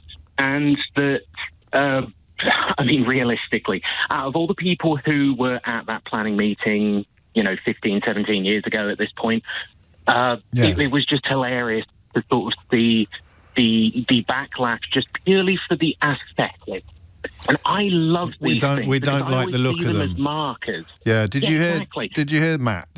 No, not Matt. The caller before Matt talking about Dungeness Power Station is something we've got used to, but we don't want any wind turbines. This is how I used to pick out where Skegness was, because at the coastline in Snettisham, you'd look out and you'd see the light beacons on top of the power stations over there. Now I can look out and I can see all of the different wind turbines instead. And on a clear day. It's a wonderful sign of progression. On a clear day, on the very rare clear day. Yeah, because there's a big old collection of them out that way. Have you ever been to the Rose and Crown in Snettisham? I have. It's absolutely wonderful. I couldn't believe the portion size of the fish and chips. Sunday lunch is extra. I mean, you're right. It's enough for 2 or 3 people for Sunday lunch. But I just... Oh, easily. I love this conversation. I wish we could talk about this every day, but it would be a little bit weird if we did. Benjamin, thank you. Coming up. Hang on. Did you ever go up the one in Swaffham? I'm actually afraid of heights, so I haven't had the chance yet. I've been to the site, but I've never actually been up there. I think it's shut now, isn't it? I think they've closed it down. I'll find another one, even if I have to scale up the site. Well, not you. Doing that. It was an incredible thing. I learned so much. I think that it was where my enthusiasm moved up a gear for this kind of thing. Cleaner, cheaper, and beautiful, writes Jamie. What's not to like? To which the answer is Donald Trump, the man who told you that Haitians were eating cats and dogs, is also telling you that wind turbines are eating birds. It's 12:48. James O'Brien on LBC. Lovely show, thank you. I just don't quite know what they had in common, but the last 2 topics seem to be things that we should be finding new ways into, don't they? The loss of community spaces. I hadn't even heard the phrase third space. I suppose it's in between, isn't it? Home and work, or home and school, somewhere else that we can go. And the idea that all the conversations that we have about society and community and division and unity have somehow managed to steer clear of that epic, huge factor in them, I suppose, because it's something else that's been created by largely right-wing engines, isn't it? The destruction or the sale or the removal of community fixtures, community benefits, community spaces. And so who's going to lead the fight against that? And answer, who with a big voice, rather, in the UK media is going to be able to shout about that when they're all too busy shouting about immigrants. And then the second one, I even in my head had an idea that wind turbines were still controversial. And look, here's one message at least. What an idiotic view about wind farms. Have you seen the size and scale of them? Tens of square miles of land taken up with 40-storey high wind turbines. Not productive enough for the electric generated. That last bit's not true. Get real, mate. Go and live near one and you'll soon see the damage they cause to the landscape. That came in before we took the call from Hadrian's Wall, or indeed from the site of a new plant, describing what could be seen. And listen, some people probably find cathedrals ugly. Some people probably find, Beethoven's music hideous. Beauty is in the eye of the beholder. I don't think I'm the first person to say that. But a lot of people, a huge number of people, find wind turbines deeply impressive and even beautiful. And so it was with lots of infrastructure that's been built through the ages, whether it's the stuff that doesn't pollute the environment, like canals or bridges, or whether it's the stuff that does. I can see beauty in a power plant, don't get me wrong. I really can. But if you want to choose between something that pumps shocking amounts of filth into the atmosphere and something that doesn't, it should really be a no-brainer. Tim puts it quite well. Oil lobbyists and similars don't like them because once built, they continue to generate power without the need to sell more oil or gas. So this harms their monopoly on selling more of their product. I've never been very good at shares and stocks and shares. It's one of the great regret. Well, it's never too late, I suppose. But if you pay a lot of attention to where your unearned income is coming from, where the money you're getting simply from having been well off enough to invest in something else previously, and someone says, we might be turning that tap off, or we might be cutting down the amount of money you're getting for simply having money in the first place, few more lucrative returns than in the world of fossil fuels, perhaps it ceases to be a mystery. It ceases to be a mystery where the opposition comes from. I don't care whether or not it's polluting the planet. I don't care if it's killing people. I am passionately opposed to them because it will make me less profitable. It will make me less wealthy than I would be if we carried on relying on oil and gas and coal and all the other fossil fuels. It probably is that simple. Brendan's mind works a bit like mine. Did people hate the original windmills, he asks? To which the answer is, I don't know, but probably. Depends whether the Daily Mail was around at the time or not. Jane's in Camden. Jane, what would you like to say? Hi, James. Hello. It's a pleasure to speak to you. Long-time listener, first-time caller. Thank you, Jane. I'm really quite intrigued with where the conversation is going. I'm a big fan of the wind turbines. I think they really do define the landscape. They show progressivism, as your previous caller mentioned. And I think working in sustainable infrastructure myself, this kind of concept of change is something that we come across, the opposition to it all the time. And actually, the people who are mostly opposed to it, I know this is an overgeneralization, but this is just from my personal experience. It is those people that are of a certain age, maybe over 60, 75. And the problem is we try to do these things. We're trying to do something to make areas progressive, to show that we're moving forward, because that is the whole point of evolution, isn't it? Is that we're constantly changing and finding new ways and better ways of doing things. And we just get this huge opposition, and it's mostly, people on parish councils who just cannot see that vision. And so what happens is they close everything down for everybody. And they have got quite disproportionate power sometimes as well, 100%. Don't they? I've read a lot about this. Private Eye have done very good work on this. In some cases, it can be just one person who is sort of a serial litigant, stopping what you and I would describe from progress in all manner of different places. It's very true, and the interesting about what you were saying about HS2 and the cost escalation. That's what happens. Yeah. So if you're trying to use taxpayers' money and you're trying to use it carefully, you really can't do that when you're constantly having to respond to all of these different views and all of these demands. How depressing. It's just really sad. Starmer's touched on this, hasn't he? Starmer has actually acknowledged this. And, media being media, everyone focuses on a bat tunnel or things like that. But he has actually, when he talks about cutting red tape, he's not talking about making the world more dangerous in the way that some Tories are. He's talking about what you're describing, limiting the power of a parish council, for example, to put the kibosh on something that the community would really benefit from. Absolutely, James. And it doesn't go far enough. I cannot stress enough. They really need to do that, because you have literally, a group of maybe 5 or 6 or 7 people who are making a decision that affects the majority. It just has to stop. And I just don't think, if you look to other countries, that anybody else does it this way. I don't understand why we do. No. No, there's another phone in there, Jane. I hope you're listening when we have it, because you can either contribute to it or be illuminated by everybody else's country. Is it unique to this country? I mean, we talked about massive infrastructure last time they announced HS2 as being, it's the hokey cokey of national infrastructure, isn't it? You put your HS2 in, you take your HS2 out, in, out, shake it all about. I forget what the current status is. They're doing more than they were going to do under Rishi Sunak, but not everything they were going to do when it was first announced, I think, if I've got it correct. But it was a crash course in how things get stymied or how bills get ramped up. I think that the general message was that it is peculiar to the United Kingdom, that other countries do manage to get things done a lot more effectively and a lot more easily. And it speaks perhaps of a decentralisation of power, as Jane describes it. The parish councillors that are frustrating a lot of this stuff out of pure NIMBYism probably do have too much power. But that is another example of something that is probably really important and really interesting, but which we haven't dedicated enough time and attention to on this programme previously. Let's fix that moving forward. It's coming up to 12:59. Just a quick shout to Claire, who sent me that lovely message about forgetting that she was listening to the radio and thinking that she'd just sent a text to a friend. So please don't feel that you have to answer it. Well, I am going to answer it. The name of the chap who wrote the book about the nuclear stuff was Tim Gregory, Claire. So it's a cracking book as well. He's a lovely bloke. You can listen back to the interview. You can find it on the LBC app. Indeed, if you missed any of today's show, you can listen back on Catch Up on both Global Player and the LBC app, where you can stay up to date on the top stories and opinions. Put your news categories in the order you want. You can pause and rewind live radio and listen to a range of podcasts. So download the official LBC app for free from your app store now. James O'Brien on LBC.